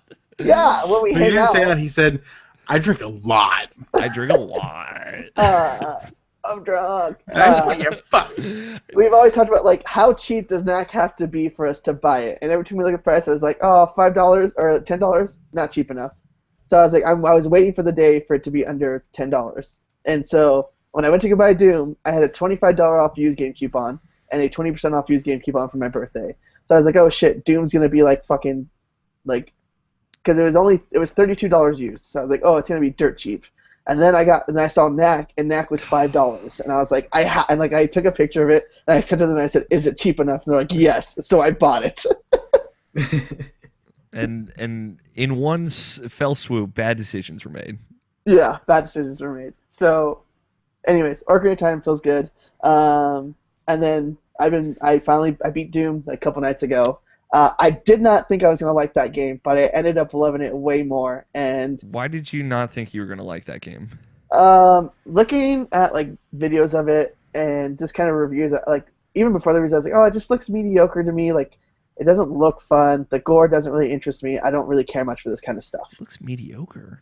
That's what I said. Okay. I feel like that game doesn't look mediocre. I feel like it looks like it has a very nice production value. Well, like visually, it's great. Like I think it's a very great, like for the dark tones and the blood and the gore. Like it's visually like it's awesome. Okay.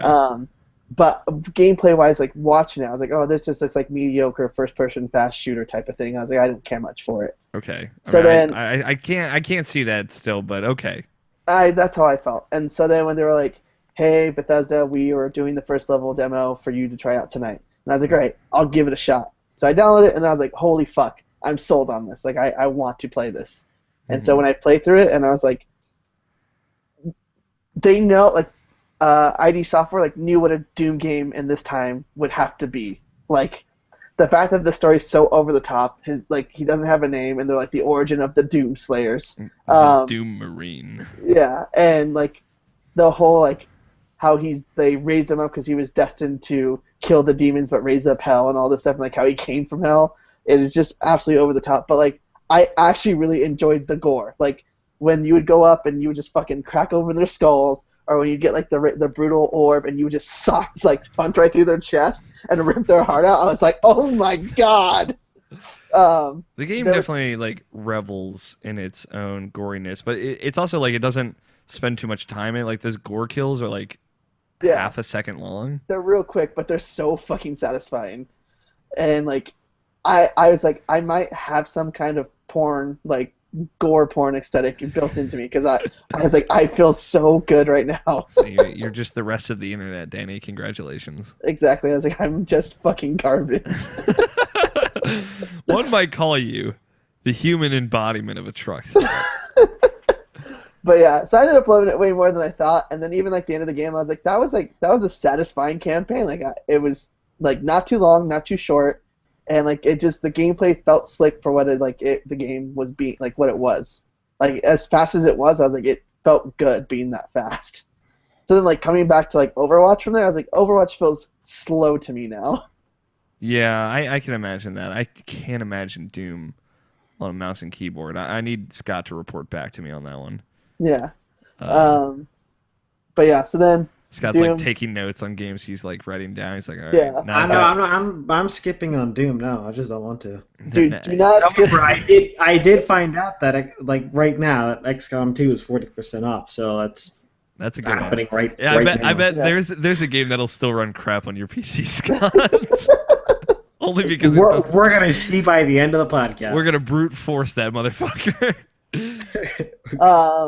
So then Overwatch, obviously, I'm still not tired of it, and I think it's just because we have such a good group of like friends to play with consistently. I'm not tired of that game at all. Yeah, like I thought I'd be tired of it by now, because I'm like, oh, I thought like the hype would die down, but I was like, it's not. Like I still love playing it. I finally got my first fucking epic like skin. I got the white mariachi outfit for Reaper. Okay. Yeah, it's sexy, but I wish it was a Genji skin. Got that young Genji skin. I know, dude. I want it so bad. He's such a cute anime boy. I know. Speaking of which, I gotta check on some cute anime boys. Oh, yeah, check on your senpais. Yeah. But yeah, I just feel like we have a good group of friends. Like last night, I was playing with Andrew, Mayumi, and Albert, and it was just cool. And like the other night before, like Yumi and Andrew played, and Cameron jumped in. Like it's always like ever since coming back from Kind of Funny, like Live 2, I've kind of had like this like little pseudo depression in me of like missing everybody and like the feeling like post convention depression is a very real thing. Yeah, and that's the thing is like I have friends out here, but like I don't feel as connected as them as I did with everybody else there, you know. Mm-hmm. So like it's good playing these games and still being connected with everybody and like talking, like checking in how we're doing and like in our lives and friendships and stuff. Yeah. So that game is just like a good, like I know I'm gonna hop on, and if I send a message, people will get on and play with me, or they'll be on already. I'm really looking forward to play with Trevor more, because I just want to connect with him while playing. You just don't want Trevor to hate you, because you think Trevor hates you for some reason. He doesn't hate me. Trevor Starkey of TrevorTrove.com. But the amount of insults I get from him do add up. Yeah, no, I mean, honestly, I don't understand. Trevor's always giving me shit for insulting you on a near constant basis, but yeah. he just tears into you like nobody's exactly. business. He like looks into my soul and goes, that's the thing I need to... That's a weakness that I can exploit. Yeah. I mean, if you weren't so easy to read, Danny, maybe. I know. I should really stop drinking and get my life together. Go work on me for a little bit. Disappear from the internet. Is this like an intervention?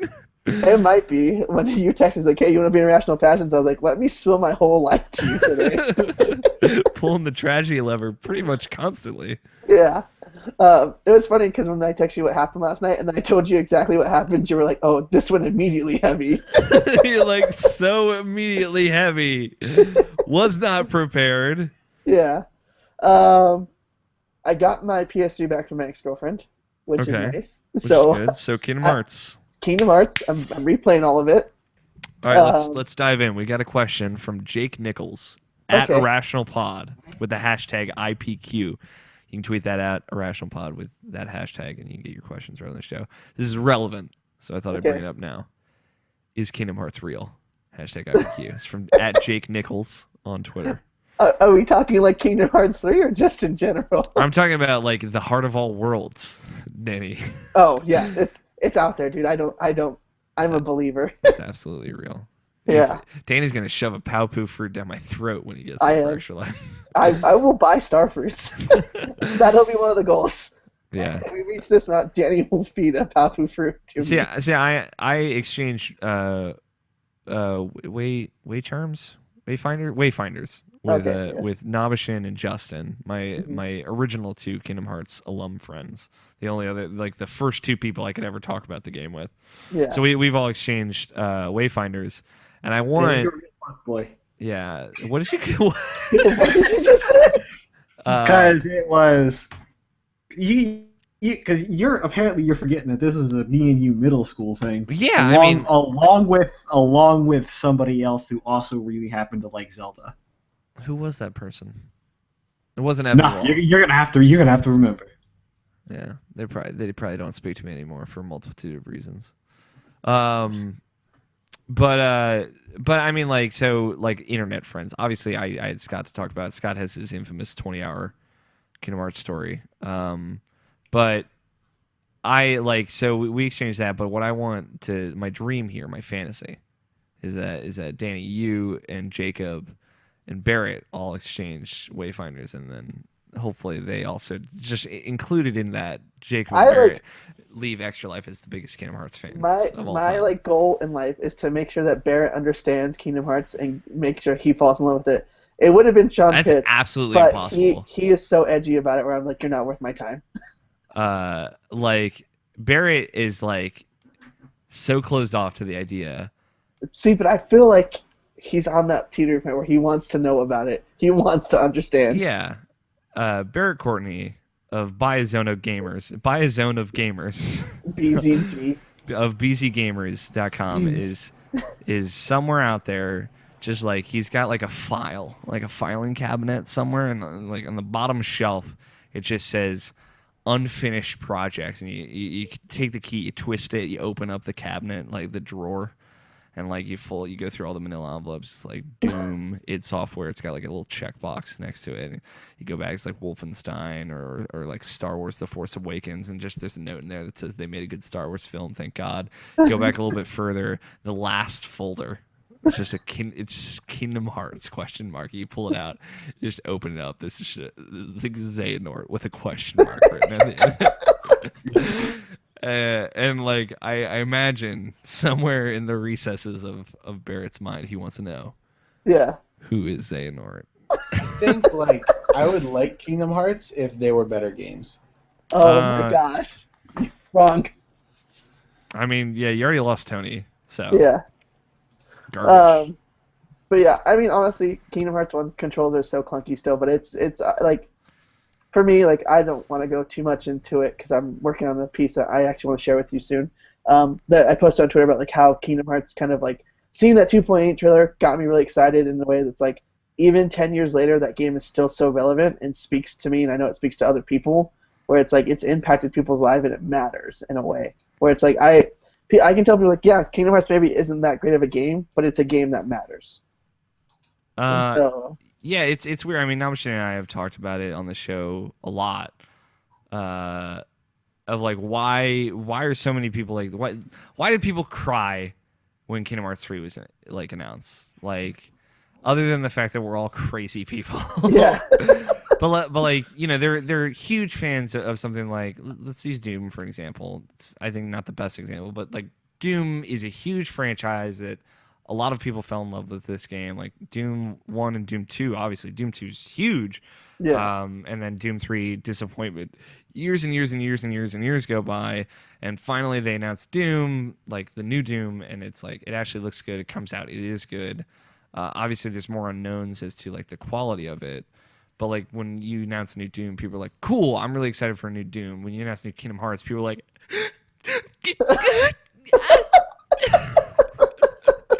like it doesn't make any sense. So there has to be something there. And it could just be that we're all crazy. It could be like this continuous factor of like we're all just indoctrinated into this. And that's insanity. it's like it's so hard to be like, no, there are millions of fans that flip out like this. There's something there, and it's so hard for me when people will say Kingdom Hearts sucks. And I'm like, did you even like try? And there are plenty of people I know that have played through like most of the Kingdom Hearts games, and they're like, yeah, I just don't think it's that good, or they've been burned by Dream Drop Distance, which is fair also. I don't get that. They're like I would put Dream Drop Distance before all of them. No, like I don't know why I enjoyed that one so much.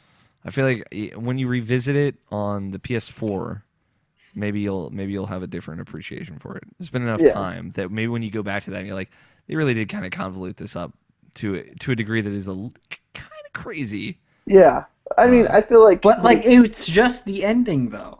Like the only other thing, and I'm talking about the only other thing, is the pet mini games, and that is it.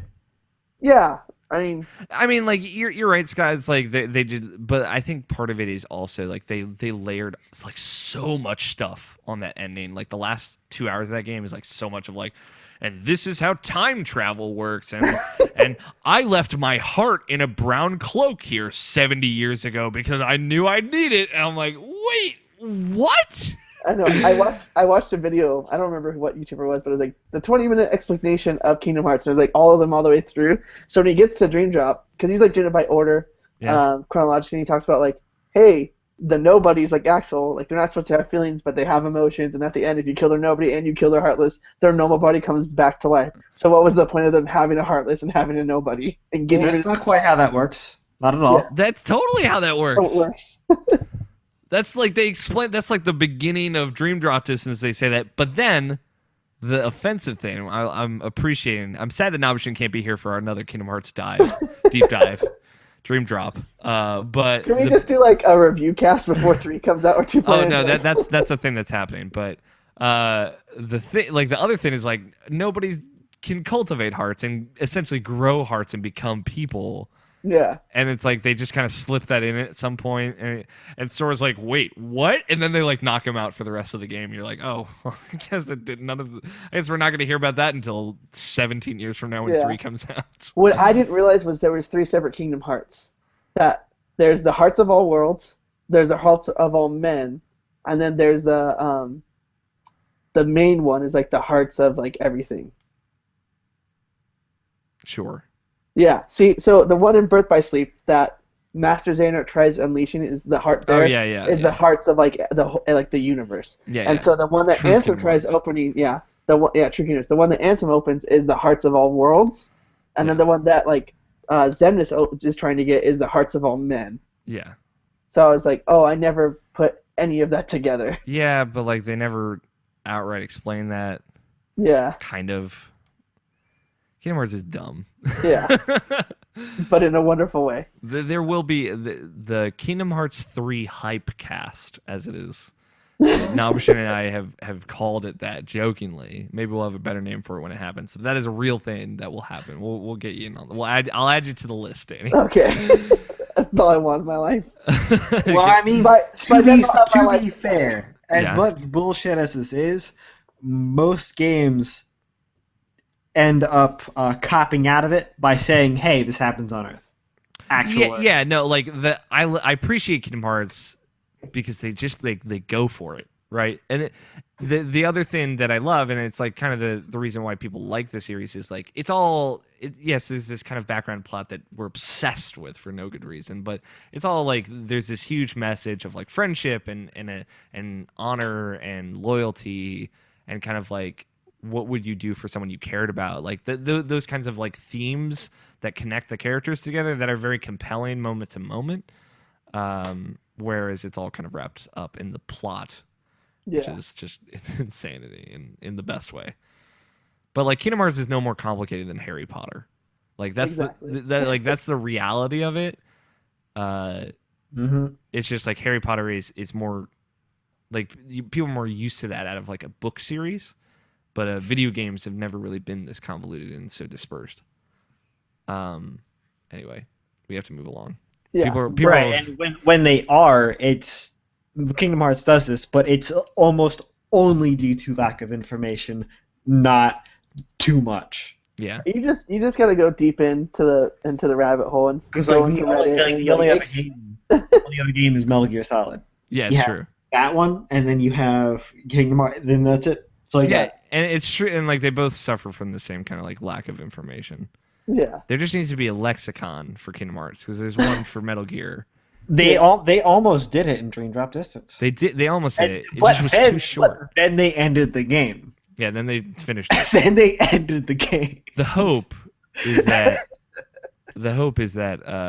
the PS4 remake of Dream Drop Distance just has like more details, like add more to those lists, and maybe that'll be Yeah. good. Final mix version of it. So yeah, jumping back through one. And then South Park Stick of Truth. I know you and Tony aren't really fans of it, but it's still a solid game. It's fun to replay through it.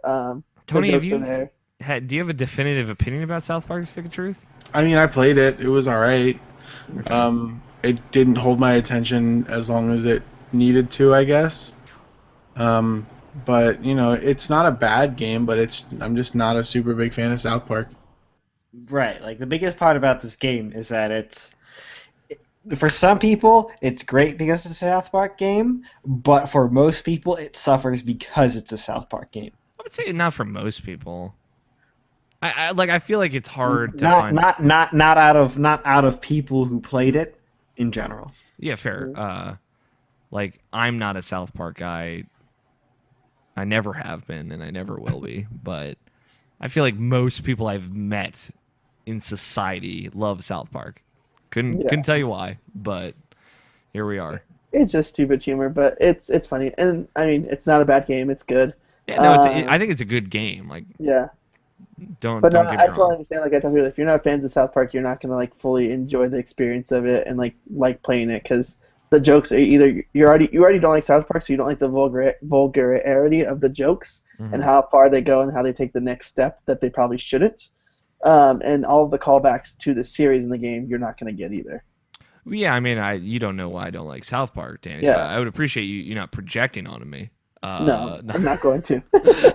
But like, no, I definitely think like, yeah, enjoying both like the RPG mechanics and the South Park mechanics, Yeah. for lack of a better phrase, is crucial to really appreciating that game. Yeah. The funny Uh, part is the battle mechanics where it's like where you have to press X when you do the attack for it to go through. The Paper 'Cause Mario you're like, stuff. Your thing, yeah, like Paper Mario. It reminds me of Lost Odyssey because like that was the same thing. Like Lost Odyssey, when you initiate attack, it would show the circle going to the stick, and you had to press on the stick in time to like make sure you landed your hit. Yeah. Yeah. I mean, it's cool. Like, I think the way they layered that looks cool. If anything, like the new South Park game looks a little bit too complicated. Yeah. Like the whole grid system makes it look more like a tactics game, which like And then- makes me worry about how long battles will take in that new South Park game. But like, I don't know. People played it and they said it seems cool, or people saw like demos, I guess, and said it seems cool. Yeah. But I don't know. Yeah. And then the last game I'm playing on my PS3 is JoJo's Bizarre Adventure All-Star Battle. All right, moving on. Yeah, no. It's And Rumble on your list here. yeah, or All-Star Rumble or whatever it's called. I'm just a fan of the anime series, and I was like, it was on sale, so I picked it up for like $10. And I was like, oh, it should be good because it's made from Cyber Connect. And I was like, they make like Naruto Ultimate Ninja Storm. They're fantastic, like Naruto fighting games. So like I thought it was gonna be the same thing. I but highly disagree, but really conversation for another day. okay. I think the mechanics are wonderful and everything, and like how it's evolved through the years. But like I don't know what happened with JoJo's, like because like the old like some of the characters, they have things called stands, which are like kind of spirits that they use to attack and stuff. Um, and it just seems like it took a step backwards from like the mechanics that they put into Ultimate Ninja Storm, and it just doesn't work well. Um, but I mean, if I you can wanna, agree with you. yeah, if you want to get into JoJo's, I would recommend playing the game than watching the anime because the game is much faster and wraps everything up for you. Because now I'm like fucking 4 seasons into JoJo's Bizarre Adventure catching up, and I don't know why I did this to myself. But yeah, so that's And all of a sudden, everything hurts again. yeah, a little bit. I was like, oh, my life is trash again. But yeah, so that's on the PS3, Tried and to lever then pulled. the other 2 games I'm playing on my PS4, Psychonauts and Oxenfree. Oxenfree I haven't spent enough time with, so my plan was to play more tonight. But Psychonauts, it's my favorite Double Fine game of all time. Mine as well. Rasputin's like one of my favorite characters of all time. But replaying it, I was like, even though it's PS2 graphics, they're not so bad. It's not as rough as I thought it was going to be, just because of the art style that Yeah, the game was very stylish at the time. Yeah.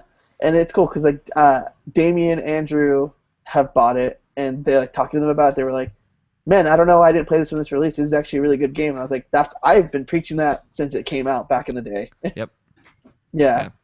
I'm one of the few people I know that love Psychonauts. Like, I don't know why so many people have not played that game. Yeah. I And just think it's so funny. I think it's cool seeing people become fans of it now, getting ready for Psychonauts 2 and everything. Mm-hmm. But I forgot how very X-Men the story is. Oh, totally. Yeah. There's direct references in some of it, too. Yeah. So, like, playing Rasputin was like, hey, I've had these psychic powers and my parents don't accept me and they don't want to send me to this camp, so I snuck into this camp. Yeah. And I was like, oh, Jesus Christ, this is just like X-Men to me. Yeah. It's cool. I like the one thing that stuck out to me, like when because I went back and replayed through that game like on PC like 4 or 5 years ago, when it came out there, was like the setting. Like the setting for that game is so cool. I love like when you can pull it off, those kind of like restricted open worlds. Yeah. That is in a setting that is so uniquely different than anything you've experienced. So like the summer camp setting and the way that plays into the aesthetic and the way that they can also get away from that in like the dream worlds that you go into. Yeah.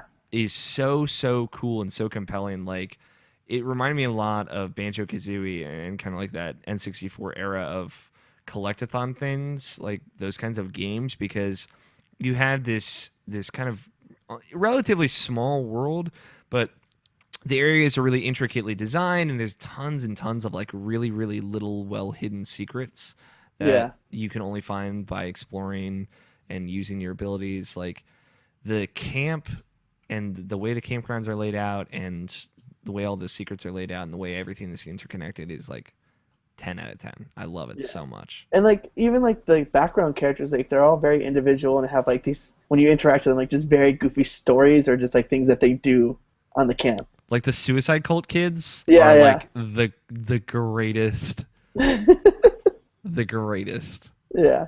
And so like I love that game, so it's been cool going back to it. The last game on my list is the Resident Evil 7 demo, but it's on yours too, so I figure we just talk about it when we get to. Yeah, Navishan played that last week. He kind of mentioned it. There's nothing else you wanted to talk about on the list? That's everything I think. Yeah. Yeah. What did you think of the Resident Evil 7 demo?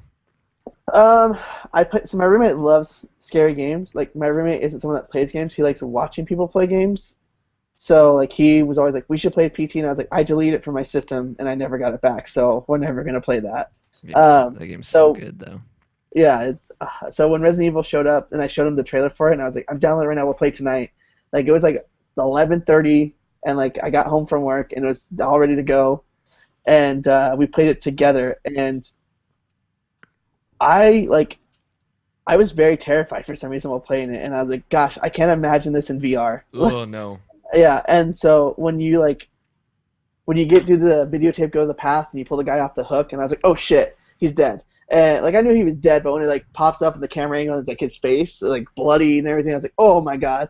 And then you open the door and like you fucking see the dude walk by, and I was like, ah, like I freaked out. Um, but all of it, like it was so it was. I was very taken aback of how short it was. Yeah. And then doing like a second playthrough because like where I knew like things were at and stuff. Like reading Reddit now is like all these discoveries that are coming up is like that is so PT in a way, and then reading interviews where they're like, hey, this is where horror games are going, and this is where we want to go in the new way. So we don't want to take you back to a third-person horror game. We want to be where the horror genre is at right now. So I was like, it's cool that they are like keeping up with the times and want to be relevant and change up the story and the feel of Resident Evil. Mm-hmm. And if they didn't even say it was Resident Evil, like you would have thought, what kind of game is this? And so the second playthrough, when you go to the secret area, get the fuse box, go upstairs, and you find the picture of the umbrella helicopter, and the phone starts ringing. I was like, that's so cool to me that like that's a separate ending. And like some of the mechanics is like when you go upstairs and the mannequins are facing away from you, and then if you turn around, they're all of a sudden looking at you, and there's then a mannequin that's right behind you out of nowhere. Yeah. I was like, oh, like I freaked out at that. Like I turned around, I was like, oh shit! I freaked out at that part too. But all the cool, like I want to see this game unravel more with like the secrets building up. Like, what is the dummy finger for? Like, why do you have an axe that you can't even use? Yeah. Yeah. It's so like, it's been a couple weeks, so I feel like we can kind of go into it. If you don't want to have, I mean, Danny just kind of went over a lot of stuff that's in there, but like specifically, just for Scott and Tony's reference, I'm gonna get into the nitty gritty of it because I think it's interesting. So if you don't want to have that spoiled for you, you should go play it. It takes about 20 minutes to play through it twice, and then you kind of have the gist of everything I'm going to say. Yeah. But yeah, I kind of got my two best friends over, and because we sat down and we played through Outlast together, and we played through PT together, and we played through Until Dawn together. So they're like, they like horror games, and I like playing horror games with them. I get too anxious when I play by myself. That's how I am with my roommate, because I was like, I'm not going to play by myself. Hold on. Yeah. Hold on. Yeah. Oh, we agreed that we were going to do this. So let's play. With me playing. Okay. Last week. We did agree to do this. We did. No, and Brant said he was going to do it with me too. That didn't happen. Maybe he can be a guest on one episode or something. Or maybe 3. Brant, because we had to finish up the other Let's Play that Brant and I were recording, and then he left Sunday morning before we could do anything else last week, so we didn't get the chance to do it. Right. But at this point, like I've played through it. When the full game comes out, when you might have PSVR, we should look into trying to get a Let's Play going with me doing the VR. Yeah. Yes. Real like. Jot it down. Write it down. We'll try and make that happen. But so like the whole thing is, if you happen to have VR by that time, I wouldn't push you to get VR for it to happen. Yeah, I mean, I will have it at some point, but if I have it by January, yeah, for sure. But like a couple things, like I think the demo actually looks really good. Like I think graphically, I think it looks really good. I think PT looked better in its own right, but PT was also doing a different scale. There was a different style to PT visually and kind of scale wise. And PT was compelling, right? Because people didn't know how to finish PT. It was about 2 hours, maybe a little less than that, if you kind of beeline through it. But there are a lot of points where you have to do specific things in PT, and it never tells you that. So the compelling part was getting to the end, whereas this is like, you can get to the end really quickly. That's not the hard part. It's very much a straight path. But there are things that are just kind of sprinkled along the way that are very mysterious. So right, you're a dude. You wake up in a room with a note in it saying like, I'm gonna throw these dudes against like the spears, right? And like it's something about stones. Yeah. Like throw them to the stones, like or bash their heads against the stones. Yeah. Well, you wake up and then you get a thing that says "Get out of the house." Yeah, a message just pops up like a prompt, like a video game prompt that says "Get out of the house." It's like, cool, got it. And it's like there's a staticky, loud TV going on, and you just like walk down a hall. There's like the side chamber room, right, with like nothing in it but creepy Yeah, dolls nothing hanging there. from the ceiling. Yeah. Like there's a cabinet with a drawer you can open. It's got a dummy finger, like a mannequin finger in it. That's all bloodied. Yeah, it's all bloodied that you can take and you can add to your inventory because you have an inventory here. Um, and then you go into a kitchen. Like the one thing I really liked about the demo is like it's daylight outside. There are boards over the windows, so it feels eerie and scary. But the sun is also shining through, which it's a nice contrast to kind of a lot of feelings you get from a lot of modern horror. And then you can kind of look around the kitchen a little bit. Like you can open the fridge, you can open the pots. Like there's nothing to find there. Yeah, that'll hold on. That's gonna be interesting. Being able to make people feel scared in broad In the daylight. Yeah, right. Yeah. It's In cool, broad right? daylight. Yeah. But like the way the light is so dim, like kind of like it looks like it's dawn. Also, it looks like the sun just rose, so it's kind of like that refreshing kind of new light. But the way it's like dimmed by these boards on the windows and like muffled by the curtains and everything is really eerie in a really cool way. Mhm. And then And you like just as go you're ahead. walking through the house, you just hear random noises. Like you hear the footsteps creaking, and it's just like someone's in here. Yeah, like something's going on in here. You can't see anyone. Sometimes, like if you go past it, you see like a doorway in the distance. You'll see like a dude walk across the doorway, but you can never like interact with him directly until the end, right? So you go through the kitchen, and there's a bolted up like a chains bolting up a cabinet to your right. If you look left, it's just like a long hallway, and then you get to like this room with like all these like dead carved up animals in it, and you find a pair of bolt cutters, and there's a front door that's locked, right? That's the door you got, or the back door that's locked. That's the door you got to get out of, or front Yeah. door. I don't know. Maybe it's the front door. Yeah, it's the front door. You get the bolt cutters, you cut the chain on the cabinet, and then there's a videotape in the cabinet. Take the tape, and then you put it in you go all the way back to the first room, you put it in the VCR, and then you watch a video, right? Then it cuts, and you're a different person with two other guys in the video world. You're kind of like reenacting the videotape that you're watching. So then it's them at night going up to this house, breaking into this house, filming like this kind of horror show or whatever. And it's great because like it's one dude that knows a little bit about the house, the guy that's trying to be the host, and you're like this new camera guy, right? And the guy's like the host is clearly like a little scared.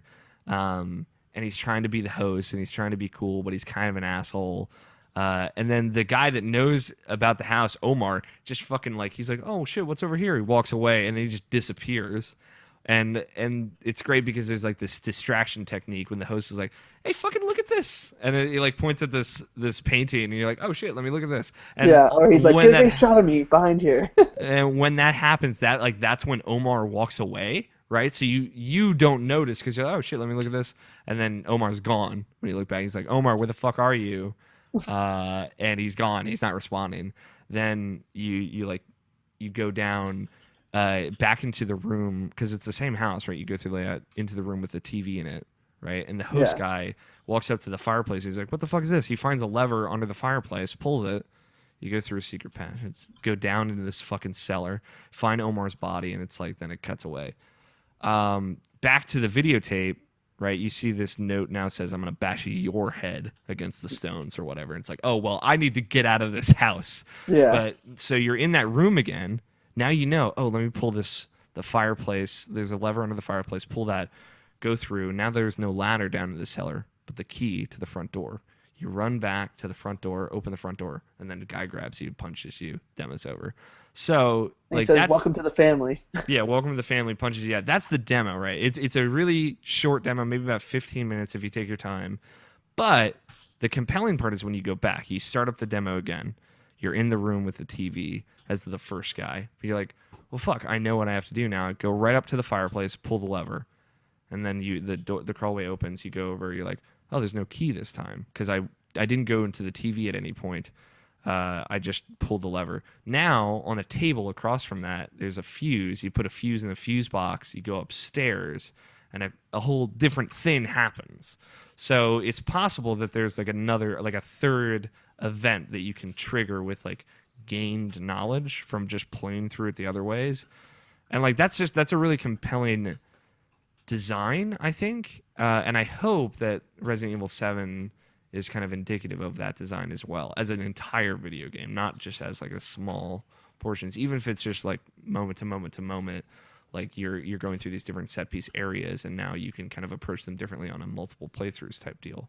Because Yeah. that's what makes Until Dawn compelling, is like you can approach things differently.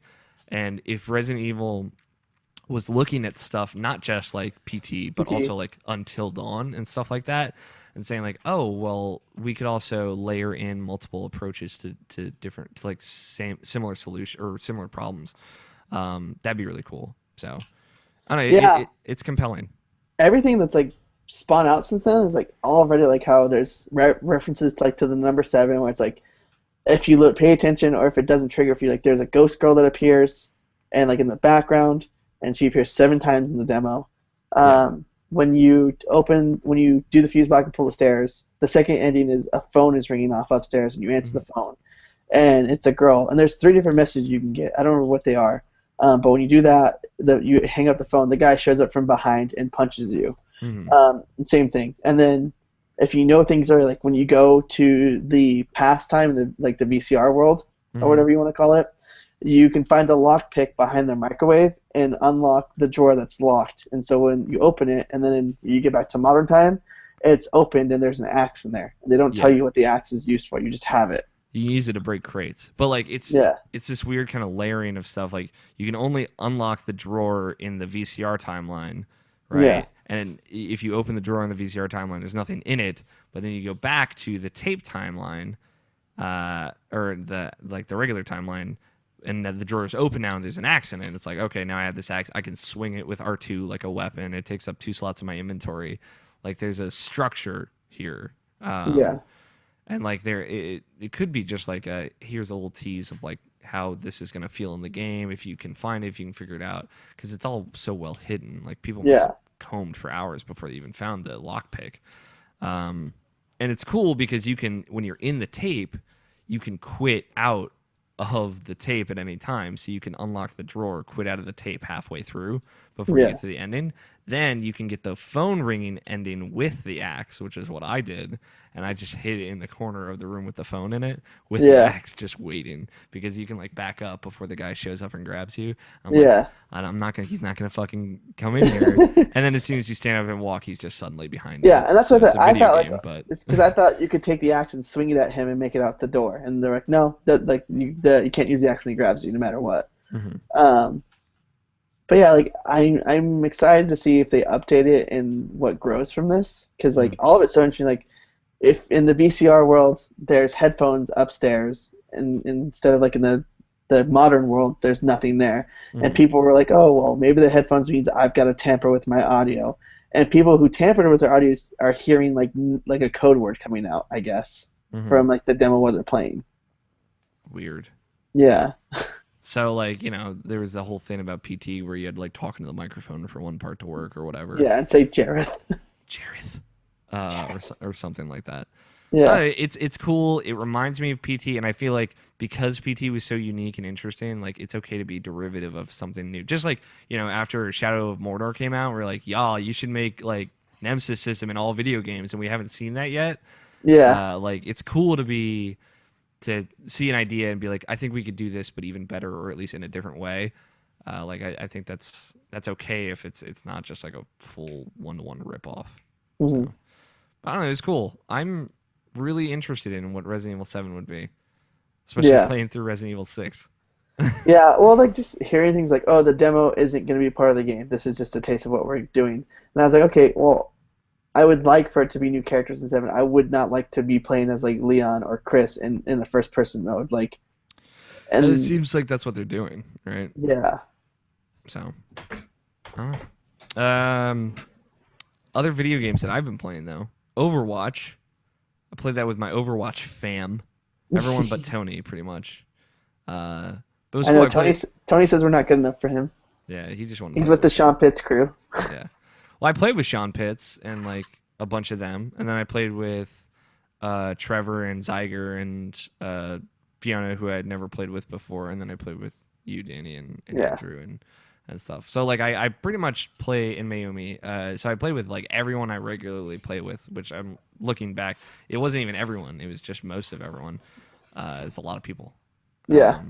The game's all right, it's cool. Like that's the beyond anything else I've ever played. I have more people to play that game with than anything else, and it has been like a good thing for a very long week in my life of just like getting like touching base with all the kind of funny live 2 people that I saw. And I played with Trevor Starkey. Yeah. I saw him play a competitive multiplayer game. That was weird.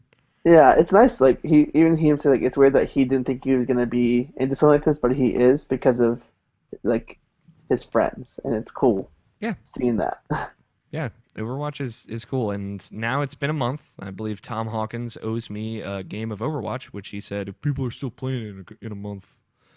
Or excuse me, let me do my Tom Hawkins impression. If people are still playing it in a month, then I'll play with you. I'm pretty sure that's what he said. Yeah. Word for word in the Snapchat video. He said that's what he sounds like. He's been on this show. People can vouch for that. So yeah, go buy that game, Tom. We're gonna play together. So I've been on a huge Zelda kick myself. It started with me going back to Okami, which I am now like at the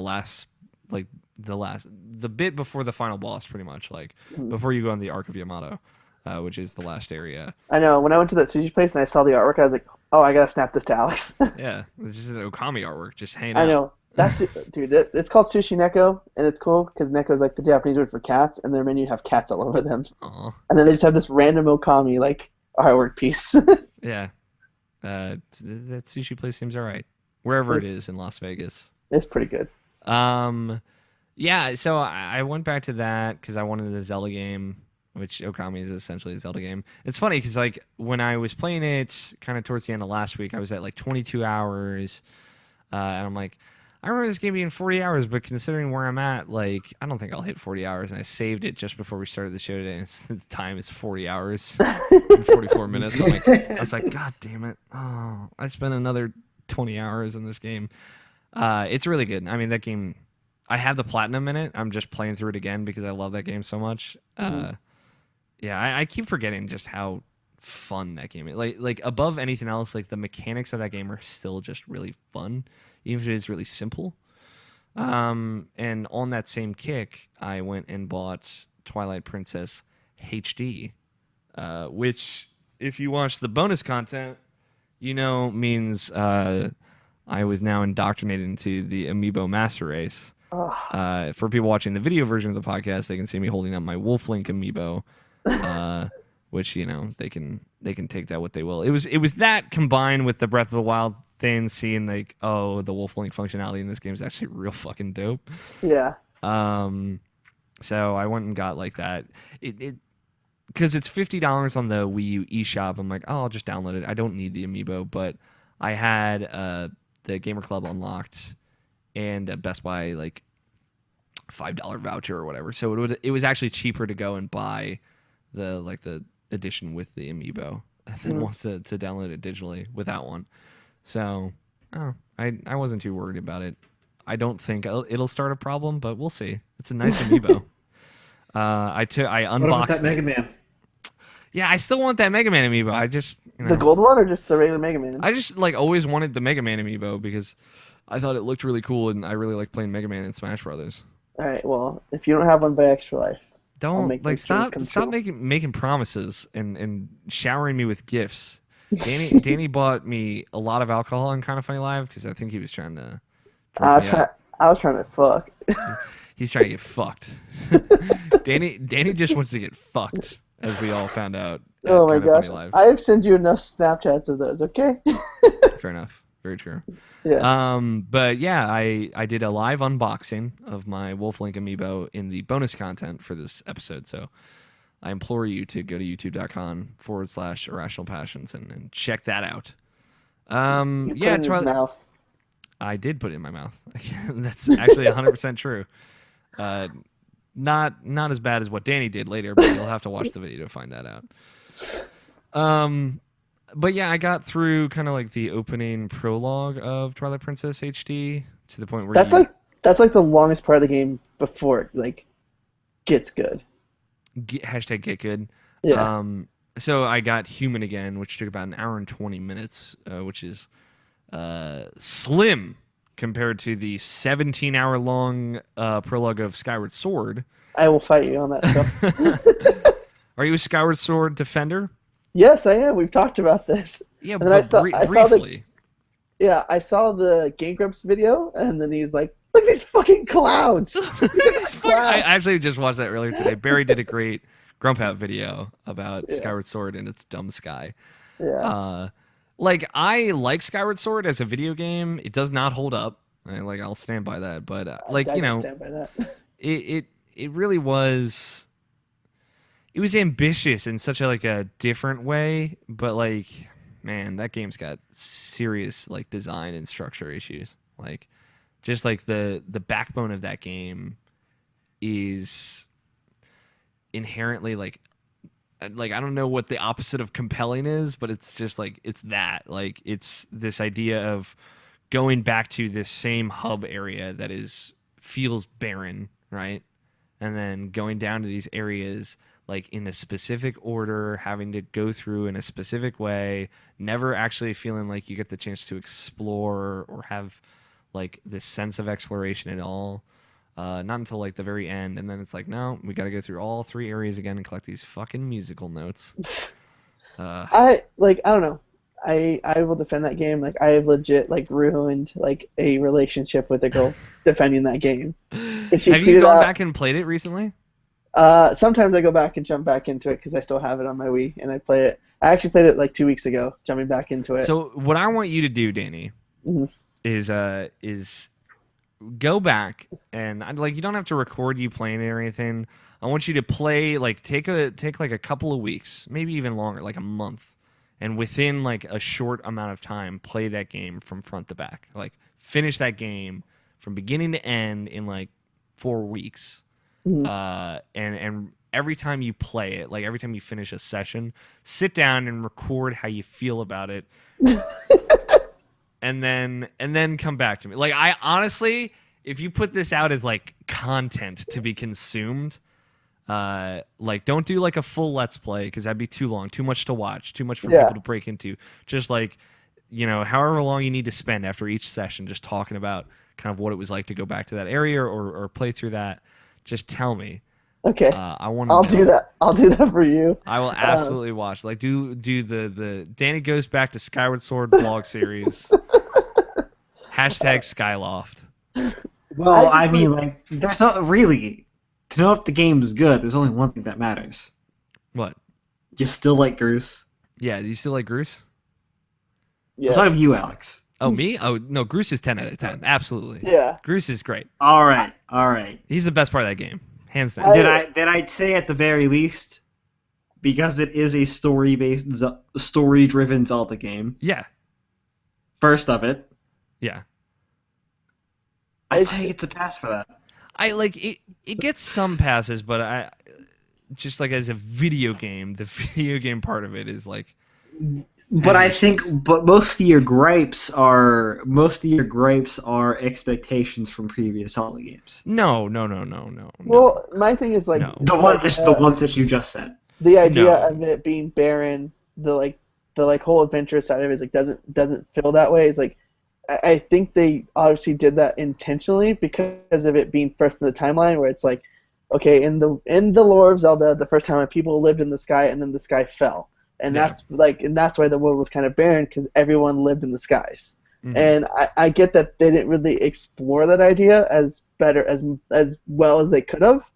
But everything that, once you get to that last battle, with the embody of Chaos Ganon, because it's the beginning of the Triforce happening. Yeah. It all kind of pays off at that point for me. Yeah, no, they're totally payoffs, and I think the story is actually really, really well done. As far as characters and character work goes, it has some of the best of any Zelda game. It just it sacrifices a lot of compelling design. Again, don't get me wrong, there are moments in Skyward Sword that are really great. Some of the dungeons are great. The desert ship dungeon is really, really cool. Right. everything with the time crystals is really, really cool and super fun and interesting, and it makes you feel like you're putting all these things together. But like the way they layered the world map, the way that they paced the game, like you have to do this, this, and this. You have to do it in this order, and this order. You have to go back here, go here, go back here, go here, go back here before you can go to the next thing. And we don't give you a compelling reason to do that or really tell you why you're doing it. You just kind of have to do it that way. Is just like, I think it's just bad video game design. Mm. And like that's like I again it does so many things well, and when it hits a high, like it really hits a good high, like that last fight and kind of like everything leading up to it is really good. But then it's like, we're gonna make you fight this big worm butthole thing for for 3 hours total. Like it's got issues, right? It is not above its issues, but it also does cool things at the same time. Yeah. I don't know. I genuinely think like trying to take your bias out of it, because like I had a bias when I went into that game for the first time for sure. Like try and go back and like fresh eyes be like, let me look at this through a modern scope, or even like a scope of like games that came out in 2011, Yeah. and tell me like that game doesn't have like serious design issues. Like I was totally indoctrinated by its presence, its aura, and its story, and I think on a first fresh run it really hits you so hard with all that you can overlook a lot of all the issues. But like when you go back and kind of revisit it, it's this like, man, yeah, like this didn't stick out to me the first time because I was so excited about all this stuff, but this is a problem. Mm. And people change. Like my opinion of that game has changed over time compared to where it was when I first played it. So I'd just be curious if your opinion would still hold up with it. Well, If you do let those me videos, I'll watch them. let me clear up my back catalog, and I will jump back into it and restart. Cool, never. Got it. No, that's gonna happen. I'm finishing up Oxenfree, Gone Home, and tonight. Okay. I want to see it. Twilight Princess is cool though. Just like, because they updated Wind Waker in a lot of cool ways to make it kind of just more adapted to more modern kind of pacing, and I think Wind Waker was updated really well. So I was like, did they do any of that for Twilight Princess? And I don't know yet. I mean, it's weird. I'll say because I've only ever played the Wii version of that game. This is like the GameCube version of that game, so it's all flipped for me. I'm like, Oh. it's not like I don't notice that everything's on the wrong side. Everything like it feels like I woke up on the wrong side of the bed in a lot of weird ways. It's like something seems off here. Like this is weird. Like just kind of like looking at everything, it's like this seems weird. Listen, when I went to it, I tried navigating it, and I was like, I can't. I'm sorry, I can't help. I cannot. Like, and I haven't like gotten out into the world yet, so that might change. But it's just like, it's not totally like off-putting at all yet. But it's just like it feels really strange. It's very strange. Like weird tumblies in my stomach of like, I don't know how I feel about this, like, and I don't even know if anything's wrong in particular, but like even knowing that the whole world is flipped, it still just feels off. But I will say, like, the one thing I noticed was that, so when you killed the bugs, like the darkling bug things that you have to kill as Wolf Link in each area, like you kill these things and they release this tear of light. And in the original Twilight Princess, or in the Wii version at the very least, like the tear of light would like pop out, and it would go up, and then form into this tear, and then come back down very, very, very slowly. And you'd have to wait for it to come down, and then you could get it. Now, as soon as you kill the bugs, like you run over where their body was, and it like just gives it to you. Yeah. Like even if like it does the same animation just a little bit faster, but even if like the tear is like in the sky, if you hover over where it is above on the ground, it just gives it to you immediately. I'm like, oh, this is so much faster. Like I can tell already that this is just so much faster. So like it's like such a little thing, but it goes to show how like stupid and long it took before that it's like so much faster. So I noticed that, but outside of that, yeah, no real changes. It's just looks pretty good. Like the game looks better than I thought, but man, it's just like flat ground textures, super ugly. I But always yeah, talk about that game where it's like I don't remember when reviews came out if that game got like bad reviews. it did not. It was reviewed Okay, very well. yeah, but I remember one of the things I've heard was the last Dark Zelda game was Majora's Mask, but this world isn't dark in the way of like the colors the color palette of the world, and it just didn't seem like it worked well with Zelda. Hmm. I like this is definitely as dark as Majora's Mask. Like it isn't as dark in the immediate looming sense of like there's a moon coming Yeah, down to crush and kill all of us, but like there's this sense of dread and death that looms over like everything. Like way more people die. You see like way more graphic things like directly in front of you. It's all through like this more realistic looking scope that makes it kind of a little bit darker. hmm, So like I think it's definitely equally as dark, just in different ways, different tones, and it is still the only T-rated Zelda game, right? yeah, It has those kind of themes and violence in it enough so that's compelling. Plus, I really like that Wolf Link feels like an animal. Like he feels different than regular Link. He feels angry, and yeah. I like that. It's really compelling. Um, but yeah, that game's all right. I remember going back to it and really liking it when I did Alex Plays Zelda. Um, so and I was hankering for it, and I was playing Okami. I'm like, I want a Zelda game with a wolf in it. So and there's a whole one of those. So I found it and I bought it and I'm playing it. So um, yeah, I'm playing on a pro controller also. Fuck How's that, that? fuck Does that that gamepad feel? situation. It Does feels it great. feel good? Okay. The right analog stick camera controls feel weirdly sluggish, but I don't know if that's just because the sensitivity's down really low or yeah. But that's all I've been playing. I think I played like Lords of the Fallen a few weeks ago. Mm, I never talked about it interesting. on here because it left such a lasting impression. I just played like the kind of prologue chapter. I don't even know if I finished it. Super weird. Doesn't feel as much like Dark Souls as it should. Yeah. Uh, just kind of felt like half Dark Souls. But man, I've been meaning to play more of that. Maybe I'll talk about it like for real on the show sometime. But let's take a quick break, and when we come back, we don't have like any news to talk about, so we're just gonna do some tweets, emails if we have some, and we got a voicemail as well. So we will Silver be PR?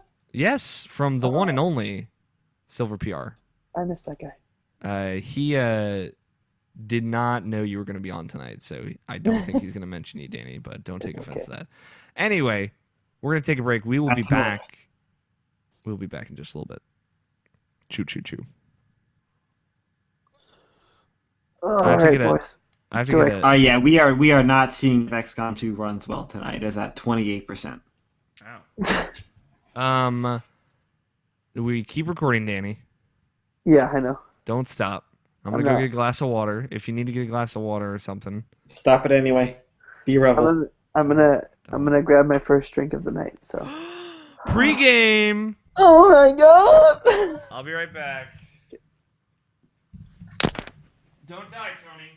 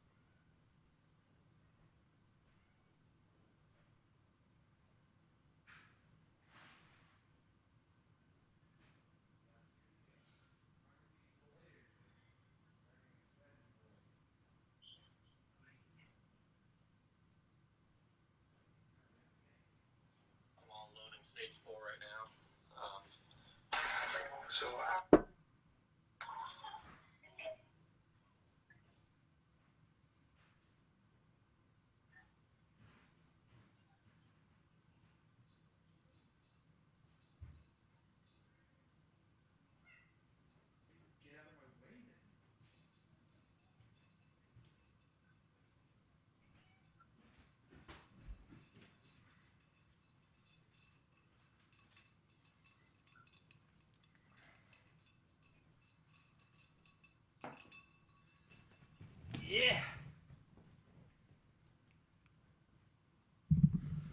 Hey, Tony. Yeah, that's what I thought. Just sleeping on the job.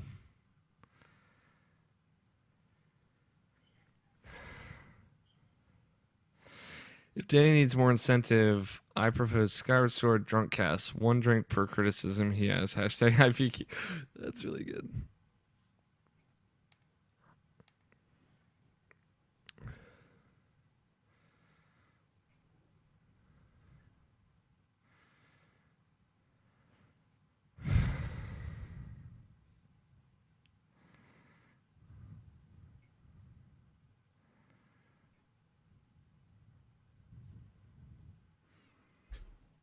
So, video watchers, hi.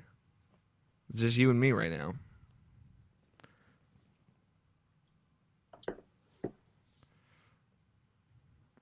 What's this powdered donut bullshit, Danny? I know. I talked to you about butter donuts tonight. What the fuck, Danny? You fucking hypocrite. I know this is all we had, and I wanted something to snack on, so I grabbed a powdered donut. God, you're the worst. Oh my god, I cannot believe you. You're gonna play Skyward Sword and you're like, this game's fucking garbage. And I'll be like, Danny, you're I told you. Listen, he had a box of donuts. We had all chocolate ones. You'll have ended a relationship over a video game you didn't even like. I love Skyward Sword, but I did. Listen, she tweeted out, she tweeted, Skyward Sword should be taken out of the timeline. It's the worst Zelda game of all time. And I was like, excuse me? Wow. And like I went off on her. Wow. Wow. I mean, Danny, there are times and places, but I know. And, like I went off. I was like, how is it the worst in the timeline? I was like, it starts the timeline. I was very angry. I can tell. Oh. Eating this fucking powdered donut. I'd be choking that powder. Right here. I am back. Welcome back, Scott. We all learned that Danny Juarez is a hypocrite. Why? What just happened? He's eating a powdered donut right now. After talking shit Oh my about them. Not fucking 2 hours ago, this motherfucker was talking shit about powdered donuts. We're good. Tony, are you here? It wasn't just like talking shit about them either. No. You specifically said you didn't like them. You said that you didn't like them and that some people choked on that powder dust. You made up bullshit lies and slander. That's libel. It's not every time. It's sometimes. Libel. And, listen, it was between the powdered donut or like the regular plain donut. And I was like, no, I'll eat this powdered one this time. Yeah. Tony, are you I alive? like plain donut. I don't think he's alive anymore. I think Tony fell asleep. I'm going to text him right now. That's good. Good chance that he's gone. Tony, are you alive? And then I got to send him an emoji. I love how you just, like, it's either Scott or Tony, and one of them falls asleep on the podcast or disappears. Well, Tony said that he's been up since 3 a.m. Right. Sometimes we just are under terrible conditions. Yeah, There's I mean, not like much the we last, can do. yeah, the last time you were on, Danny, I'd been up for 27 hours. That's true. But you didn't. You laid down, but you were still awake. I was still awake. I couldn't sleep because Christ knows. Insomnia. Well, it's that, and the one thing that's going to keep me awake is Clash of Clans talk. Mostly because it's a waking nightmare. Yeah. All right, then I guess we're just going to come back. You want to hear about the tier 7 strategy? What? I don't actually. I why did I respond, Scott? Wait, maybe if we talk about Clash of Clans, Tony will come back. Cameron Abbott said if we need a sub for Tony, he's available. Just halfway do through it? the show. Do you want to fucking do this? I don't care. It's your show. No, I'm asking Scott, Danny. You're not a fucking Oh, member of the show. Oh my god! Scott, are we Not gonna sub? yet, anyway. Are we gonna sub Cameron in for Tony? Not a sub. He's just going to be another guest. 5-man show. Oh, hey guys, I'm gonna pull out. I can barely think straight. Sorry. /heart. I approve the cam motion. Okay, Cameron. Get in here, Tony, go to bed. Cameron's Go get some sleep. Tony. I love you. Feel better, buddy.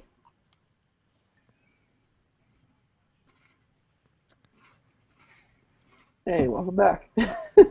I mean, just as a heads up, Cameron, who I know is watching, it's not gonna be for very long. Yeah. We just have one segment left. Mm-hmm. Although if Silver PR mentions Tony at all, it is now redirected to you. Yeah, you have to speak for to no, don't. You be you.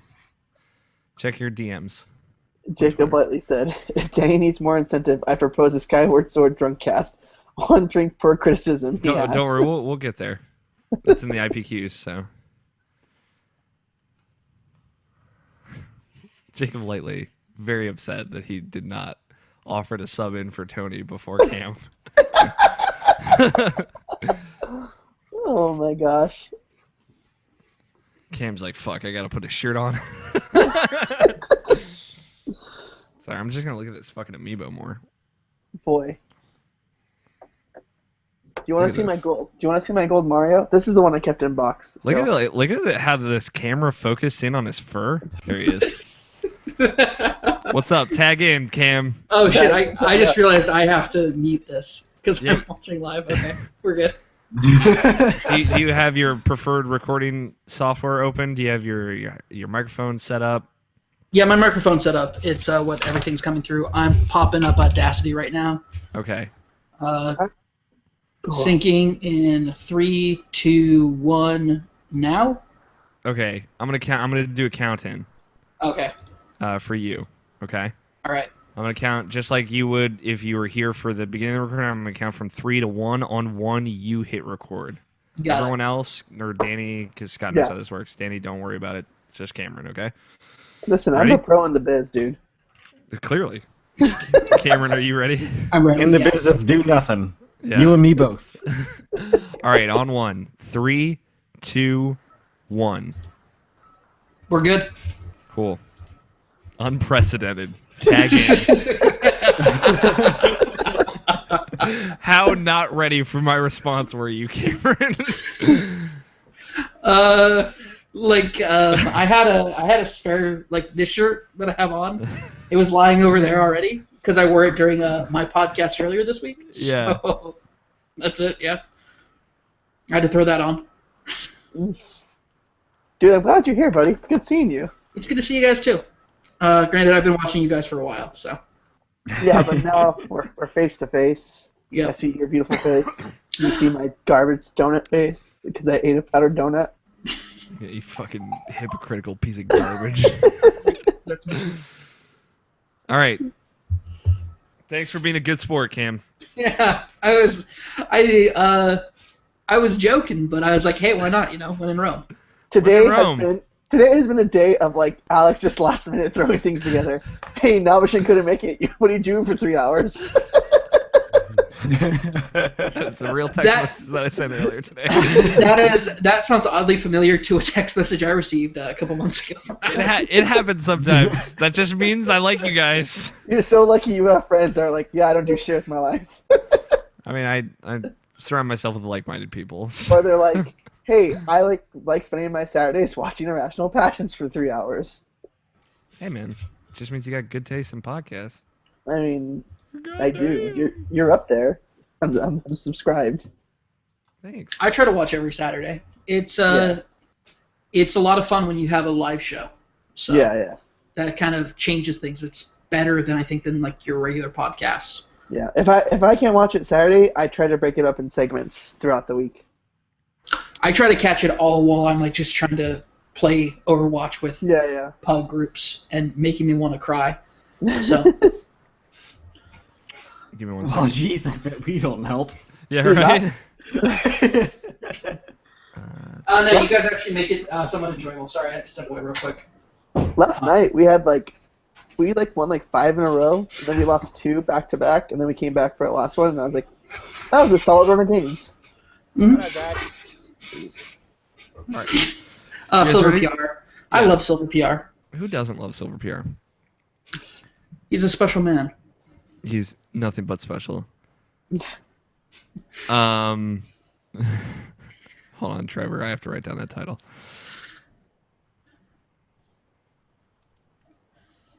All right. We're doing this. Hey, welcome back.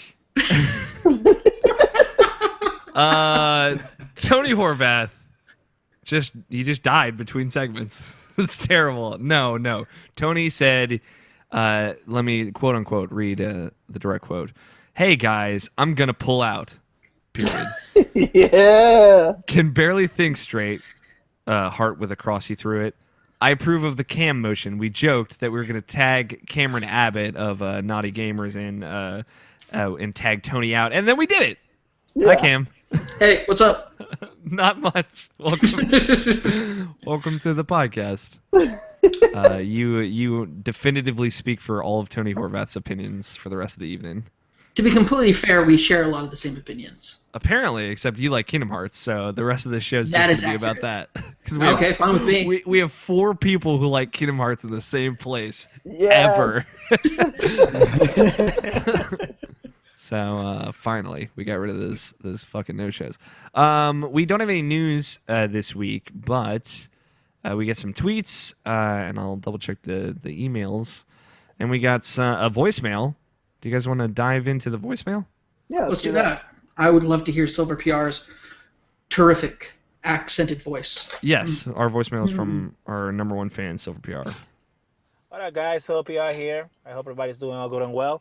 Not much to talk about this week. A little bit of this, of Overwatch there, and oh yeah, Rocket League Season 3. The guys did quite a little bit with the representation of the game, so it's kind of cool with the winner animation and whatnot, and also, being Season 3, the mechanics changed a little bit. When I mean mechanics, I mean maybe the behavior of the ball, maybe how your car moves, how much boost you spend, and me coming from Season 1 to Season 2 and hating Season 2 a little bit because of the adjustments.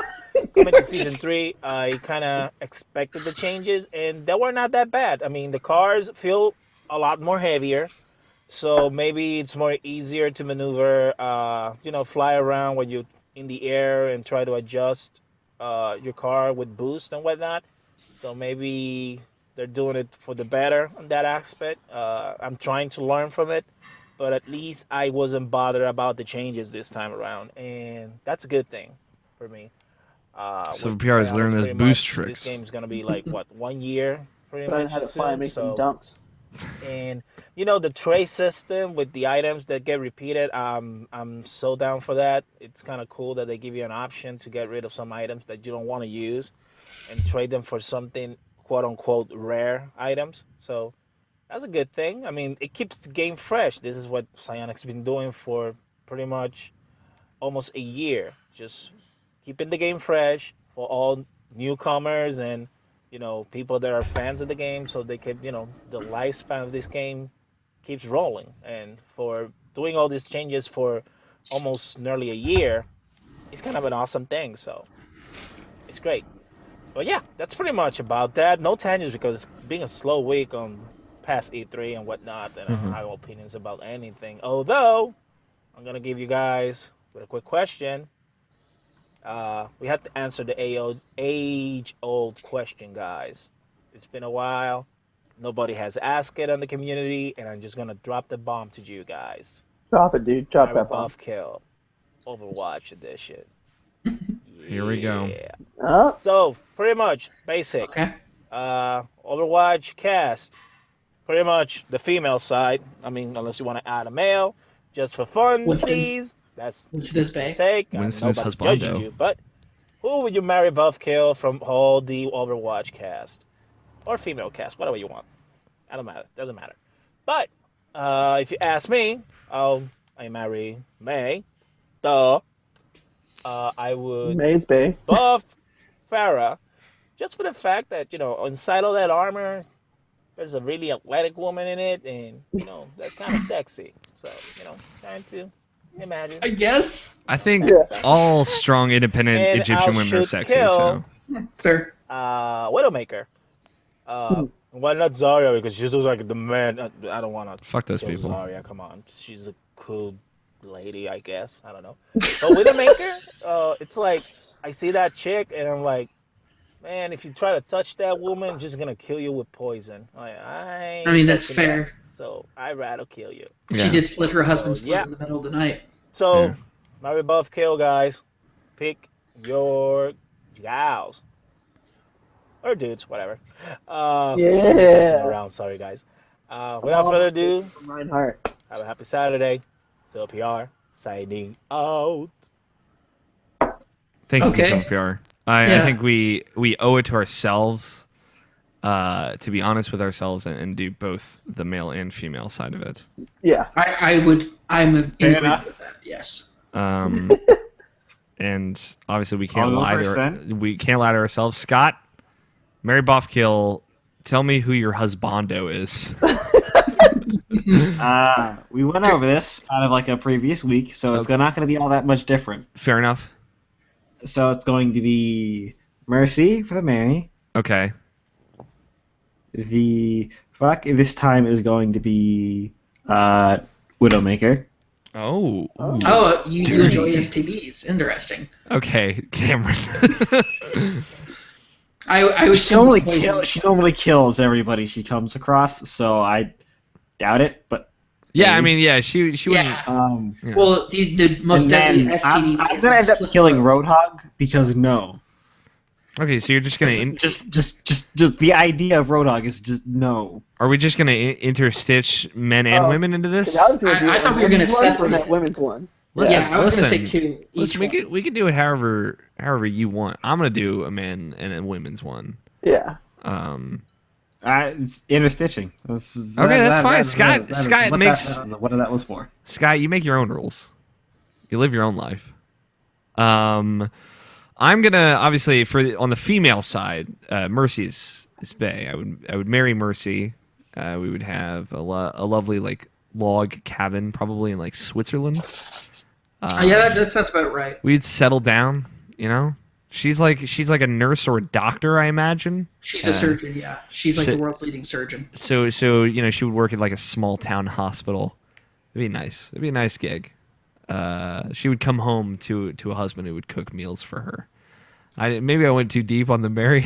I mean, no, I don't think you went deep. Wait, The problem that you're wait. going to run into with that is the fact that Mercy actually spends her time in war-torn areas of the world with her Valkyrie suit that she uses to help people. Listen, I'm So, talking about I'm a talking Mercy that's left her life with Overwatch behind. You know, This is that's fine. I was just trying to create clarification. So this is like later in your guys' lives. no, yeah. So we had our feuds of war torn countries and whatnot. Cameron, Fair. I get you're this Overwatch lore nerd, That is accurate, yeah. but you don't need to bring that in here. I'm ready. Okay, fair enough. I was just Um, trying to make some clarification here, Yeah, no, I got you. and I appreciate your vision on that. So. Yeah, I appreciate everything about you. So, Now who would you fuck? as for the boffing, taking him to the boff zone, if I may. You meant I am trying to think of all the female characters in Overwatch. Fair is a good pick, but honestly I'm gonna probably go with May. So I feel like I bet she's fucking She's just crazy. She's been isolated for a long Takes off time. that jacket, and there's just a whole new world underneath there. Yeah. More to love. Yeah. That's what I'm Well, saying. she's also was like isolated for forever, so she's probably into some like freaky shit. I mean, like, I'm pretty sure all 21 of them are into some freaky fucking shit. Especially Junkrat. Yeah, Junkrat probably is like. Never mind. Wrong podcast to say that out loud.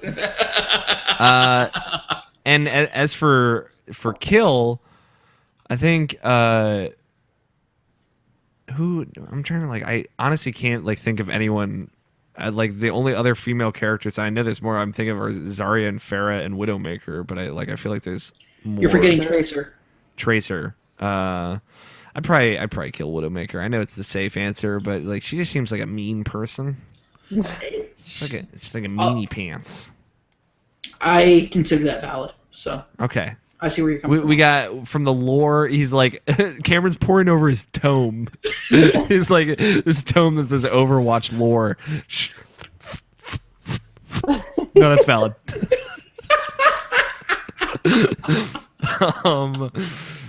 There was you're not wrong. for people who couldn't see the video, I licked my finger before fake flipping those pages as well.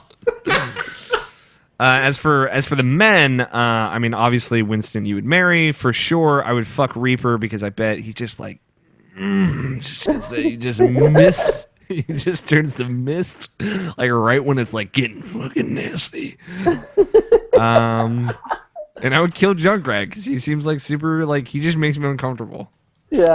Okay? Just like for a multitude of reasons, not just sexually. Okay. I mean, yeah. Yeah. But Winston is husbando, so. So waifus, May is who I'd marry Okay.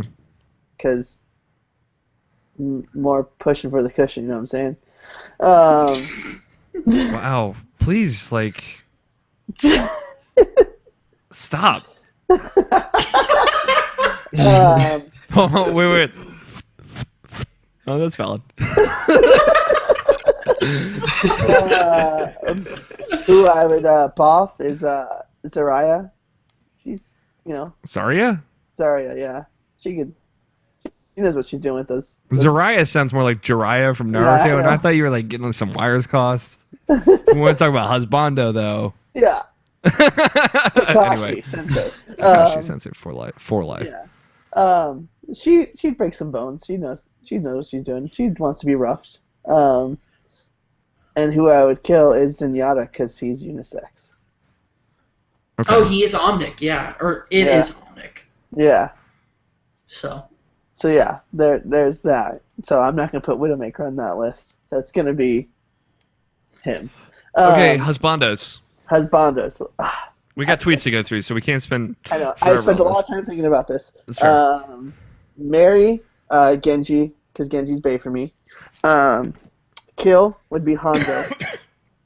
And then Man, tearing a family apart. I know, seriously. dude. I'm all about it.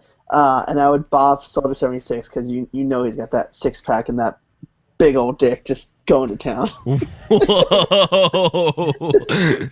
Was that a boff or the kill? That's the boff. Okay, I was like, big old dick. God damn. All right, Cameron, round us out. All right, round us out. So, Mary, I'd actually do what some. Sorry, I'm checking against my official Overwatch sexual lore tome. I don't have one of those, but okay. I do. But I'd probably do a bit of an odd thing. I'd marry Tracer just because I kind of want independence in my life, and she seems like the kind of person that could be like in and out of my life pretty easily and wouldn't get too offended if I need some time alone. Yeah, dude, she'll just time travel. Yeah, well, she'll just like that, and like I kind of see it like a situation like the Time Traveler's Wife, if you've ever read that. Yeah, No, that really put me real in touch with my feelings. I'm like too afraid of being clinically depressed for the rest of my life. Oh, god damn I mean, it. that's Too late. valid point on that. Yeah. I'd probably boff Farah, just because she seems like that kind of like that one night stand that you could have, but like have zero interest in a relationship. Just because she's like career oriented, which I respect. Yeah. And then I'd kill Widowmaker, but I'd kill Widowmaker just to kind of put her really sad story to an end. Like, she's not who she actually is anymore. She's like a brainwashed person, and so she deserves to kind of just be put to rest. Okay. For the gentleman, I'm the one who I solely believe there's only one answer for who you'd marry out of the men in Overwatch, and that's Winston, because Winston is the true husbando. I believe I'm the one that said that. I mean, I'm not gonna lie. You were the one that sent that tweet last week. Yeah. Like Winston is Jungle Daddy, but. Whoa! Can we never say Jungle Daddy ever? Full stop. I'm gonna go back, edit that out, so it'll be like it was never said. Fair enough. But like Winston, he's somebody who's very studious, and I appreciate that. But at the same time, he'd give me my space because he'd want his, and at the same time, we could have like a nice little life in Gibraltar. And he's got the big old gorilla hand just to manhandle you. Not to manhandle me so much as just like hold me close at night. Winston also just seems like a really nice person to hang out with. He seems like a good conversationalist. Mm-hmm. He likes peanut butter. Put peanut butter and just put it in your mouth. And... All right. Well, Danny, you're not wrong. He's got 4 hands. I'm just saying. I bet he'd be very handy in a kitchen. Okay. For sure. For the men who I would boff, probably gonna have to. I'd say Reinhardt. Okay. Yeah. Once you take that helmet off, you just see a grizzled man with a lot to give. If you know what I mean. I feel like some shit. I believe that if in the boff scenario, I would he'd be mentoring me at some point. Yeah. And teaching me, and then at some point our relationship kind of takes that one night where we both just have a little bit too much to drink in the beer garden, and we go home back to his place, and things just kind of go from there. We both understand that it can't be a relationship because we need to really establish a mentor-mentee relationship, but a mutual respect for that. Yeah, and then he took a trip to his beer garden. That is accurate. It's plentiful. No doubt. Zero doubts. And then from there, I would kill Torbjorn. That's a good kill. That's a clean kill, guys. Good kill. Well, if you ever listen to what Torbjorn says when you go to the London map, he turns out to be like a little racist man. Yeah, I mean, for sure. He looks like a racist. Wow, fucking profiling, huh? Well, I'm surprised they gave him a biker outfit, but I assume his next skin outfit will be hooded, if you know what I mean. Wow. Oh. Wow. Wow. All right, Buster. Getting real racy on Irrational Passions podcast. And I'm gonna take those answers as definitive answers for Tony Horvath as well. Yeah. Probably.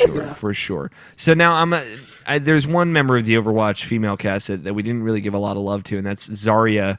And I'm posting something in the group chat, and I'm also going to post something from the Irrational Passions Twitter account. That's @IrrationalPod of this woman. I said I would boff her, dude. Okay, well, I'm just saying. The thing is, Zarya seems like somebody who I would have a very professional relationship with, and I wouldn't want to risk that by kind of delving into it a little bit. Well, there's this model that holy shit in Japan that looks just like Zarya. She's beautiful, and I want to throw some love to her as well. No, that's what I'm saying. I want her to break me. That's why I want to buff. I just want to be broken. Wow. She is very powerful. Yeah. Very powerful. So I'm tweeting it from the IrrationalPod Twitter account with the hashtag for reference. A little not safe for work. But wait, definitely not safe to work. One of those you can see that she has a nipple piercing. Yeah. So. If you can see someone who has a nipple piercing, then you know that she's not safe to be around. I'm all about that. But no, she's gorgeous. So there's a person out there that is actually Zarya, just by coincidence. And I think that's cool. Yeah. Thank you for the question, Silver PR. Obviously, we had too much fun with that answer. So, let's take a moment to dip into the tweets. Now, if you are a consumer of Irrational Passions podcast, you can tweet your questions if you're like above email or voicemail, I guess. Jesus, heaven forbid. If you're above that, you can tweet your questions at IrrationalPod. That's the Irrational Passions Twitter account with the hashtag IPQ. Our first question comes from the Malgadar, and that's at the Malgadar on Twitter. Are you concerned that hashtag The Legend of Zelda Breath of the Wild will have too much inventory management? I think that has way too many character management for a Twitter hashtag. For a Twitter hashtag? It is a very long hashtag. That's like 42 characters. Jeez. I don't know. So it doesn't look like Breath of the Wild has any encumbrance system, but maybe you just have like inventory slots.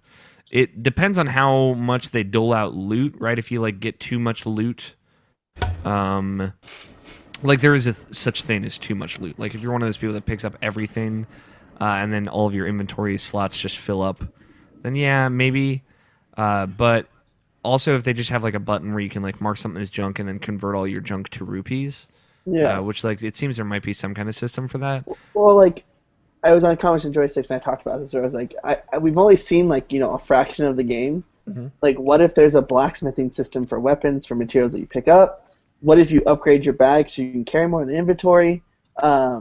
Because they're trying to make this big, expansive game, and it's like all these mechanics that have already been in. That have been in other like open world games, why would they put something like this into Zelda? Well, it's important to note that they did say there would be some weapon degradation. Yeah, there is. So there likely will be like a sword sharpening system or some sort of repair system within that, as well as it looks like you're picking up items from enemies.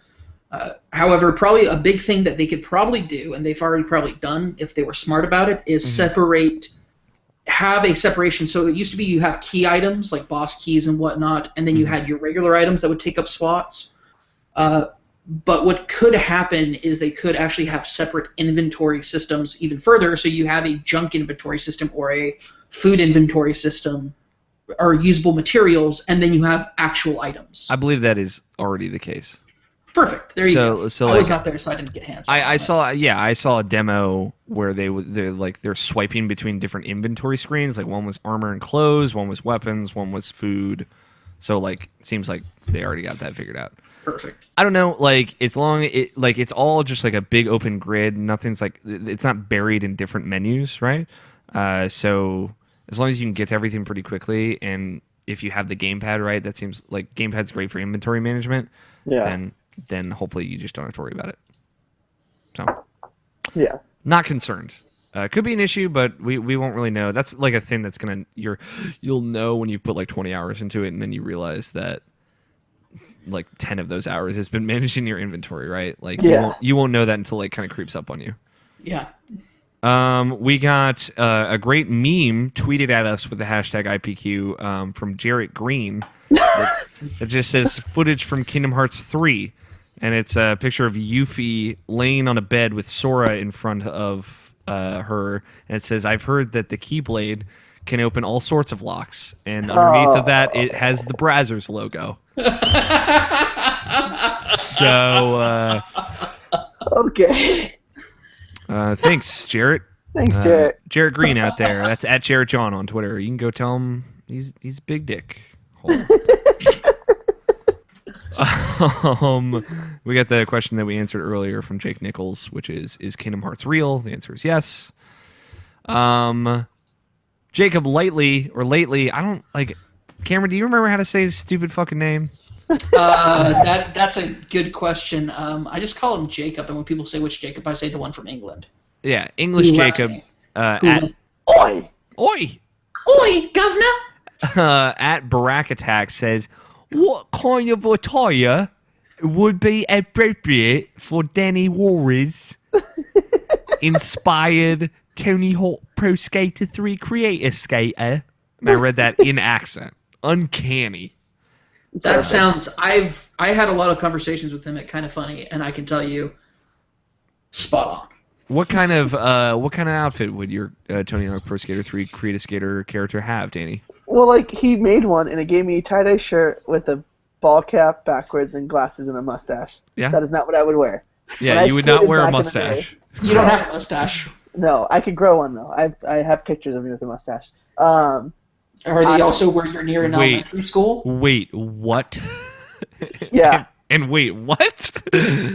I Danny, you need to send me those pictures. With like a full beard too. Please. I have Yeah. the beard. The mustache. Whenever somebody just has a mustache, I immediately go to pedophile. So I want to see just that mustache. Just send it to me in picture form. unless it's a porn stash, are you able to grow a mustache or a porn stash? Which one? I could do both. I'd have to like porn stash. I'd have to like shave it and be like, all right, this is like clean. But like mustache, like it comes in like full like, my name is Danielle. You ride your bicyclette to school. So what you're saying is the cover art for this week's podcast will be you on a taco, but it'll be you with a mustache. Got it. Even better. My attire though, when I skated, was like I'd wear like a flip shirt or a baker shirt, tight ass jeans. They were crew jeans. Yeah, And they then, were like, tight ass jeans. They were tight as fuck, and I'd wear America shoes or Vans, and that's what I wore every time. And I had really long hair, so I would never wear a hat because I wanted my hair to grow, and it'd just fucking be in my face and sweating all the time. Yeah. Yeah. I was full skater back in the day. So that was me and Tony Hawk, Pro Skater 30. Okay. Yeah. Good to know. Good to have the context. Nowadays, I'd be like the clean cut skaters. Like I'd have the nice haircut, just a simple T-shirt, And just a big old thick mustache. just a big old thick mustache. We have a question from at Cameron Abbott. That's at Unsexiest Comedy, which I believe It was prior to my joining the show. would be Tony Horvath in this context. Yeah, in this context. Because of the tag in, tag out system we've got going on. Infallible is the words I would use. The connection Kingdom Hearts has with us fans that cannot be really described easily beyond words. I agree. Kingdom Hearts means many things to many people. It does. It's a unique and special series that sometimes it's like you had to be there for it to understand it when it came out, but are you laughing at what I just said or what? No, Trevor Starkey just tweeted at IrrationalPod with a picture of him with just a mustache. And like a clean comb over, dude. Oh my god. That's getting retweeted from the Irrational Passions account. I didn't mean to cut you off. No. I was curious because I just saw you like bust out like laughing. Oh, and it's covering too your much. face. I was like, what did I say? It was just this picture. It was glorious. Yeah. Oh, I've seen him with that mustache, but he had way more hair when I saw him with that mustache. Yeah. This is way That less is- hair, and it's pretty This great. looks like Trevor. This looks like Trevor like got busted. This for, looks like, like Trevor if he was Ned Flanders. It's Yeah, I'll give you that. Ned fucking Flanders. great. Not dark enough hair for Ned Flanders, but it looks like he got busted for for being caught with somebody that caused an Amber Alert. That's what. I'll Or say. like selling bricks of cocaine or Yes! heroin or something like that. like Narcos, straight up. He looks kind of like Narcos. Yeah. We have a question from at Caleb_talks. That's Caleb Scythomal. He says, real question, what Final Fantasy games do I need to play to best enjoy Kingdom Hearts? None. None. Zero. You can have a good time with Kingdom Hearts, even if you haven't played Final Fantasy. Like, you're going to see, like, Cloud, and you're going to be like, oh, he's one of those Final Fantasy characters. Yeah. Squall and whatnot, but they all have their own unique story in the Kingdom Hearts world. They just happen to share names and character designs. Yeah, like from no the one, Final Fantasy games. The only one that's kind of is connected is Cloud and Sephiroth, which is like. If you Yeah, don't it's know just what like they Final have a Fantasy VII history. Is, like, Is it though? Because it feels like they're more ethereal forces of Hollow Bastion. Anyway, I will get into that though. like, That's getting it's just too like much. those two characters clearly have a history, right? But, like, no one says Midgar. No one ever says the word Midgar or Mako out loud. Yeah. Mako, they don't even say soldier. Like they really keep it ambiguous to the point where you understand these two characters have a history. Yeah, like, it's just, it's like, there's, like, this super weird moment where Yuffie calls Leon Squall, and it's like, and he's like, don't call me that anymore. I'm like, what the fuck happened? And they imply that there's imply that there's history there, but there isn't. Yeah. So I don't know. They Outside don't of really that, go to that. That's the only reference to like Leon being Squall from Final Fantasy VIII. That's yeah, it. like Tidus and Waka and Selphie, like they're all On like Destiny Island. yeah, they're just Destiny For the- Island characters, right? For Yeah. the most point, it's playing those games as a bonus when you come to Kingdom Hearts. Yeah, Because Yeah. I'd say they do their personalities very well in those games. I would say so. Even Yeah. though they're essentially totally different people. yeah. It's more like Easter eggs, kind of. Essentially, Except it's for they're, like, those people who have invested the time, but not necessarily. You don't need to know. yeah, it's cool. It's- Like it's for like a Final Fantasy fan, it's just like a fun thing. I'm like, oh, this is cool. Yeah, I'm waiting for them to Kingdom Hearts 3 is the time to put a Final Fantasy world in this game. Totally, Yeah. they should. I mean, like Yeah. Hollow Bastion and Radiant Garden kind of is one, right? But like, Mhm. I would love to see like an actual place from like Final Fantasy 13 or something in there. Yeah. I get it. No one likes 13. Whatever. I'm the only person, but I would like No, to no, see that. I like 13, just not 13. And Alexa Or- Ray from GameSpot enjoys 13 and 13.2, but not 13.3. Yeah. As far as I'm concerned, 13.2 and 13.3 don't exist. So, Fair Alexa enough. Ray, if you're listening, your wife's ruined my life. I mean, that's just a weird thing to say on my podcast, but that's at least she's not listening. Yeah. Well, I mean, like, weird thing to say on almost any podcast. Yeah, That is pretty much. accurate. Pretty much. Twist, though, a little bit of a twist. Mitch Dyer does listen to this podcast, and he's coming for you, Danny. There you Oh, go. dude, bring it, dude. I will fight that Canadian ass up and down the street. Mitch Dyer, who's helped me on numerous occasions with my writing and freelance writing, should know that I am not a Danny Juarez representation of you. opinion is not reflective of my own. Yeah. I'm trying to see, like, there's a lot of like garbage in the hashtag IPQ mentions. Jacob lately, still don't know. At Barakatak says, if Danny needs more incentive for our Skyward Sword. Don't forget your accent, Alex. If Daniel needs more incentive, I propose Skyward Sword Drunkcast, one drink, poor criticism he has, hashtag IPQ. Flawless. Which would be great if you did do your going back a Danny Juarez story of Skyward Sword, that every time you had a criticism, you would have to take a drink in those like vlog videos that you do, I'll do it once I start it. which is never got it. No, it's gonna happen now. I'm gonna do it. Just give me like a week to catch up on my back catalog, and then we're good, fam. This is a good one. Trevor Starkey at Snarky Starkey says, so catch me up. What the hell did I miss tonight in 30 seconds or less? Hashtag IPQ. Cameron, as a viewer and a tag-in, as both a viewer and a participant in this podcast, I feel like you're the most equipped to answer this question. So 30 seconds or less, go. All right, here we go. Hold on, let me start the timer. Oh, thank you. I was about to say start the clock. All right, ready, set, go. Highlight of the bonus section of the podcast is definitely going to be the Amiibo unboxing, so it's worth the watch. However, you're just listening to the general podcast. We have a lot of Witcher 3 talk. Danny wondering if he should hop back into it or not. We have brought up of what is right now the best thing to sink your 100 hours into. There was talk about Skyward Sword, quite a bit in depth about that, just in relation to the Zelda talk in general. And its place in the timeline, and then there was talk about a few other things, but those are really the two highlights that I took away. 30 seconds. You 30 got it. seconds, right there. Yeah. I'll say, in my 30-second recap, RE7 was cool. Oh, Overwatch that's right, was cool. Resident Evil 7. I'm sorry, I missed that. It's okay.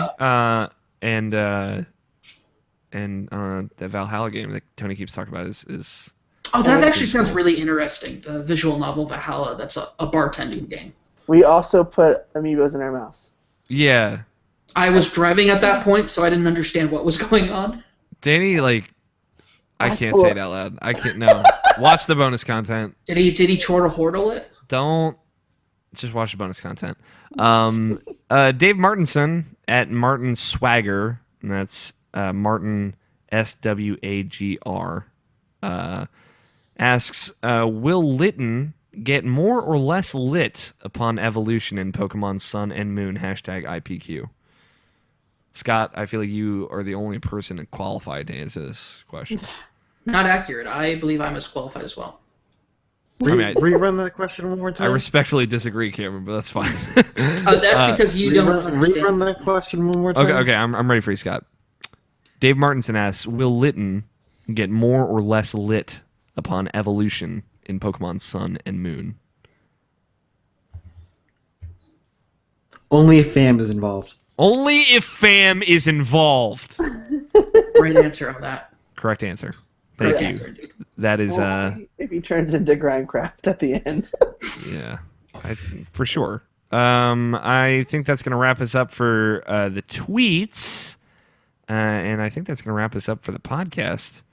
If you'd like to be a part of the show, like these many followers and Silver PR with his voicemail are, remember you can be a part of the show in 3 different ways. You can email us, mailsack@irrationalpassions.com. That's MAILSACK at irrationalpassions.com. You can leave us a voicemail at 404-590-1337. Standard long distance fees do apply. Or you can tweet us at IrrationalPod with the hashtag IPQ. And we will read those questions in the mail sack as we just did. You can follow each of us individually on Twitter. I am at owlfighter27, which spells just like it sounds. Scott is at WUTTEHCHUZ. That's what to chuz. I tweeted at Scott for the first time, I think, in a long time today, and it was pretty good. Tony is at Tony Horvath, which spells just like it sounds, all one word.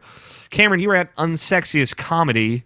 That is accurate. And Danny, you were at Stoked Danny. Yeah, with 2 Ds, not 1. Yeah, Stoked word, Danny word, no space or underscore Yeah, between it took them. Tony a long time to remember that. Apparently. Some other stuff, rate and review us on iTunes and Stitcher. It helps us out a lot. Go to VGEvo.com, check out the podcast network there that we are part of, and check out our little sister show, Malicious Pod X, which is recording tomorrow. It's going to be live in some form. You can follow at Malicious Pod for more details on that.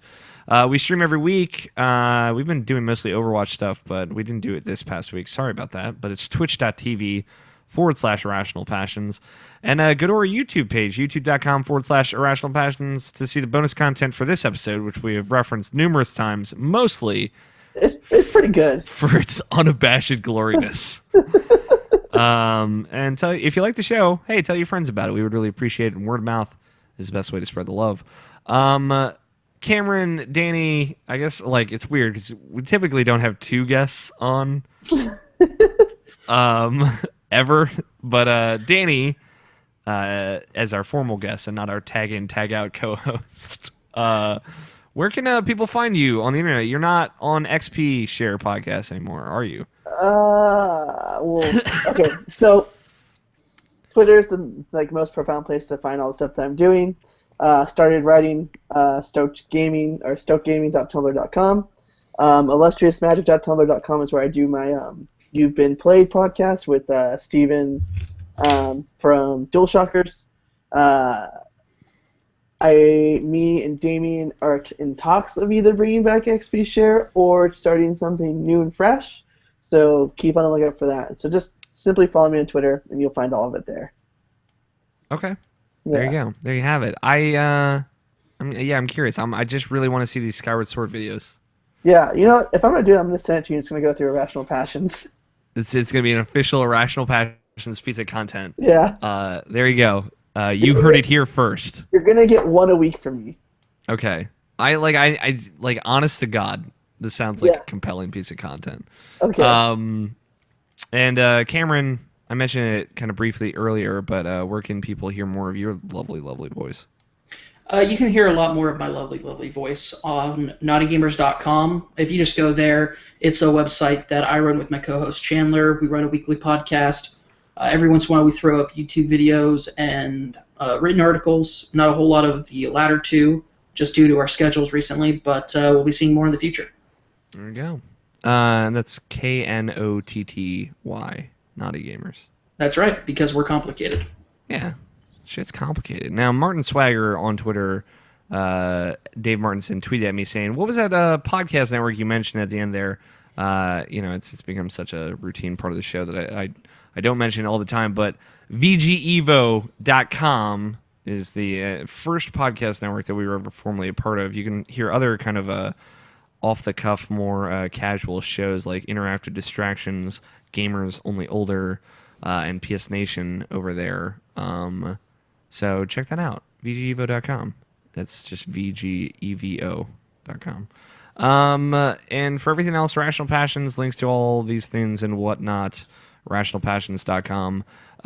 It's good to kind of close out the show with a shout out. Nabish and I have been trying to, or Nabishin mostly has been trying to initiate that. Obviously, shout out to our guests. You should check out the stuff that they're doing. But big shout out to the one and only Ali Mushka, That's who I was going to suggest. who has been out there killing it. She posted a picture earlier this week of like me competing with like the places that I want to work, and it's an IGN Dark Souls 3 lore video, some other bullshit video, and then her video, which is Dark Souls 1 and 2 lore kind of explained. And her video has more views than this IGN Dark Souls 3 video. It's just like, holy shit. Like, It's because it's amazing. yeah, it's great. So big shout out to Allie. She's awesome. That's at That Little Fly on Twitter and on YouTube. Go check out her stuff. She's been on the show a couple of times. She's really taking a run at like getting into the video games industry, which is really cool. So fucking more power to her. Yeah, just send her a tweet. Tell her that Irrational Passions and the guests say love her. Yeah, well, I mean, it goes without saying. I'd hope. She might just be one of the smartest people that's about to get into the industry right now. For sure. But let me see. Apparently, we might have missed some IPQ from Trevor Starkey, and I don't want to. I don't want to leave anybody out. Yeah, no child left behind. Please, please, God, no. So 2 tweets. I guess I did miss these. From at Snarky Starkey on Twitter. Daddy Trevor is his Twitter name. Makes me cringe every time. It's the worst thing. He says, back to back, by Danny Juarez's waifu logic, shouldn't he marry Roadhog? No, too fat. Too much for me. Whoa. Maybe Too much cushion for the pushing. Can Yeah, too much. Can we avoid, like, let's know, fat shaming, but I mean, No, like, yeah. maybe Roadhog is just, like, more aggressive and more independent than what you're looking for right now. Okay. I think I know how to summarize it best because Danny's more into more cushion for his pushing Yeah, and not more cushion to be pushed upon him, which would exactly. come with Roadhog. And that's hashtag more pushing for the cushion there as well. And Trevor follows up after that. Or Reinhardt, also Jungle Daddy for the title, question mark. And once again, the title section is not an open forum. Otherwise, we would have had a very different name for an episode a couple weeks ago. Yeah, very, very true. That's it. That's all I got. Next week, we are recording on July 2nd. The first episode of Irrational Passions podcast was recorded on July 3rd, 2010. Ooh, anniversary. So it's our 6-year anniversary next week. Ooh. You guys Next are real week. old. Yeah, we're so old. One might call us OGs, which is original podcasters. The G is silent in the beginning of podcasters. Solid. It's funny because I Scott's like garbage. God, please end it. I reached out, and Scott knows this. I reached out to Greg and Evan, the other kind of hosts of Irrational Passions podcast. Evan, one of the founding members of Irrational Passions podcast. Cameron and Danny don't even know who he is. That's not entirely accurate because you're forgetting that I started following Irrational Passions right before your 5-year anniversary. It's true. And you guys made a big fucking deal about getting the founders together. It's true. It's true. You true. you have respect for this. But Danny doesn't know who the fuck Evan is. Most Do I care too? Absolutely not. I reached out to both of them, Greg Blaney and Evan Wall, said, hey, like, I'd love to get you guys on our 6-year show. And they're just like immediate, just bullshit excuse of just Greg's like, I can come on after 9 p.m. And Evan's like, I'll have to check my schedule. So. Well, aren't these the two guys that gave up on the dream, Alex? They gave up on the dream. It's fine. We'll just reach out to Joseph Fate and get the real band back together. You know what I'm saying, Scott? Scott knows what I'm saying. Yeah. Scott's fucking done. But shout out if you want to participate. I'm sure we're gonna get up to some silly shit. We're not really gonna celebrate until episode 300 in October, but we're gonna have a good time next week. That's the show. Thank you so much for watching, listening, or participating in however which way you choose to do so. Thank you, Cameron, for tagging in at the last minute there. Always a pleasure. This is MVP. This has been real fun. And Danny, of course, thank you so much for coming on. I'm sorry it was such short notice. No, dude, I loved it. You know, I don't do much with my life besides this. See, you make me feel bad with this weird kind of passive thing you got going on there. Listen, I was totally fine with it, and then you were like, "You're reliable unless it's for Overwatch." Unless it's for Overwatch. I feel like I'm pretty reliable for Overwatch. I'm sorry, that was just the truth of what I said there. Oh, okay. But thank you to you so much for joining, Scott, as always. Thank you. Winky face, love you. And there's some kind of Wolf Link amiibo face in there as well. I'm sure the Wolf Link amiibo has so much to say about this whole situation. Tony Horvath out there somewhere. Hopefully he's getting some sleep because I'm sure he needs it. And Nabashin working his new position, exhausted from his first week at the new job. Hopefully he'll be feeling better for next week. For our 6-year anniversary. Thank you so much for listening. I love all of you listeners. Thank you to Danny Wiesner for opening music of Two Player Co-op and our closing music of The World Is Saved. I've been your host, Alex O'Neill. Play your game, stay rational. We will talk to you all next week. Cameron, as the official tag team partner of Tony Horvath, Yes. You in an unprecedented situation will take his place and be reading the titles. Okay, I don't have a link to the Google Doc. I understand that. I'm gonna put this here. Don't click it yet because I have to send you access. Okay. Which hopefully I have your email in here. You had to send me access to it before. Yeah, but I'm on the IP account. Can you type it in the side chat? Yeah, sure. Because I don't want you to say it out loud for those viewers out there that think they can participate in the title section. Thank you. Just gonna tweet this out real quick. You can I've had that since that was this is my first adult email, so you should be able to open the Google Doc without issues. Awesome. You know that the first thing that you have to do when you can't use your childhood email anymore. Yeah. This is mine. There it is. Sure, I mean that's kind of my situation as well. My email address before might have had AlFighter27 in it, which I just don't think is acceptable as an adult.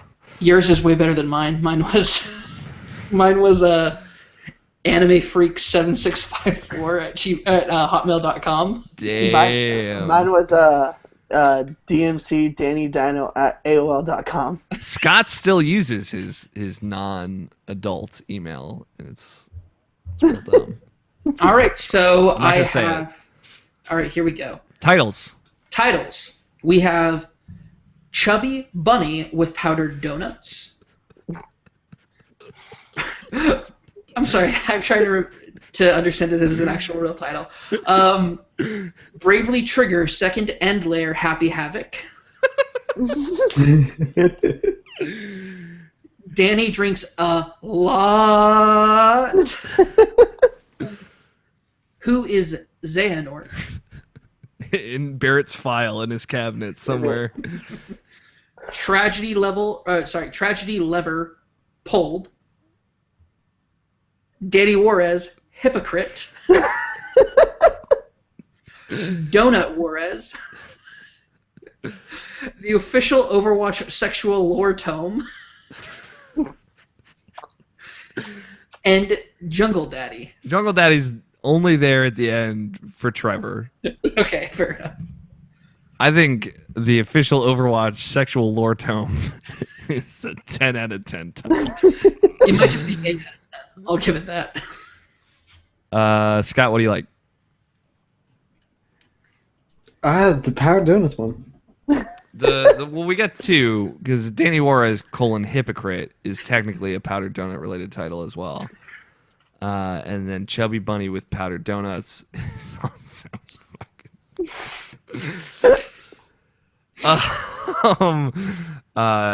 Danny, Yes. what title? I like Donut Juarez. I also like Chubby Bunny with powdered donuts. Okay, Cameron. I like Danny Juarez hypocrite Aww.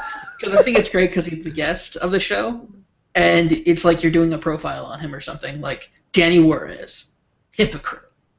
Yeah, fair enough. I'll save That is fair that. enough. I'll save that for my other podcast.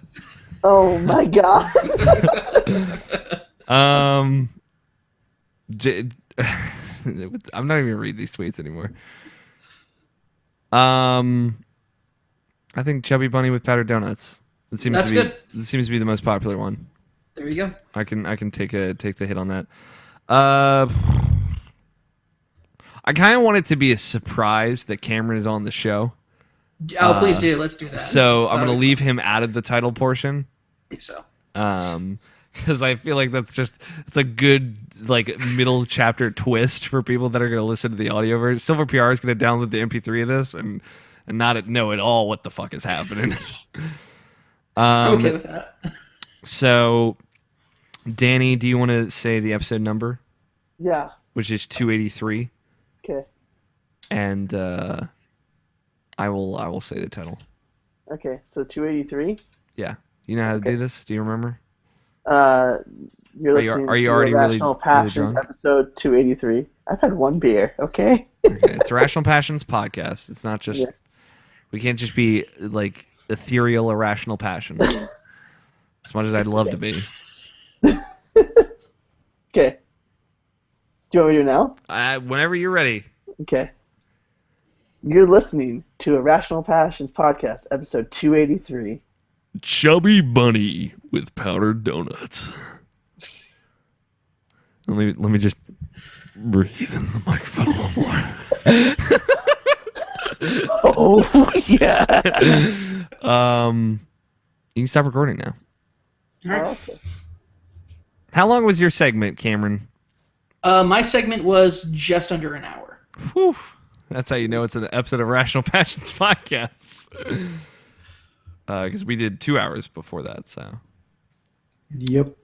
I'm gonna stop the broadcast now. Thank you, everyone who watched. This has been a fucking journey.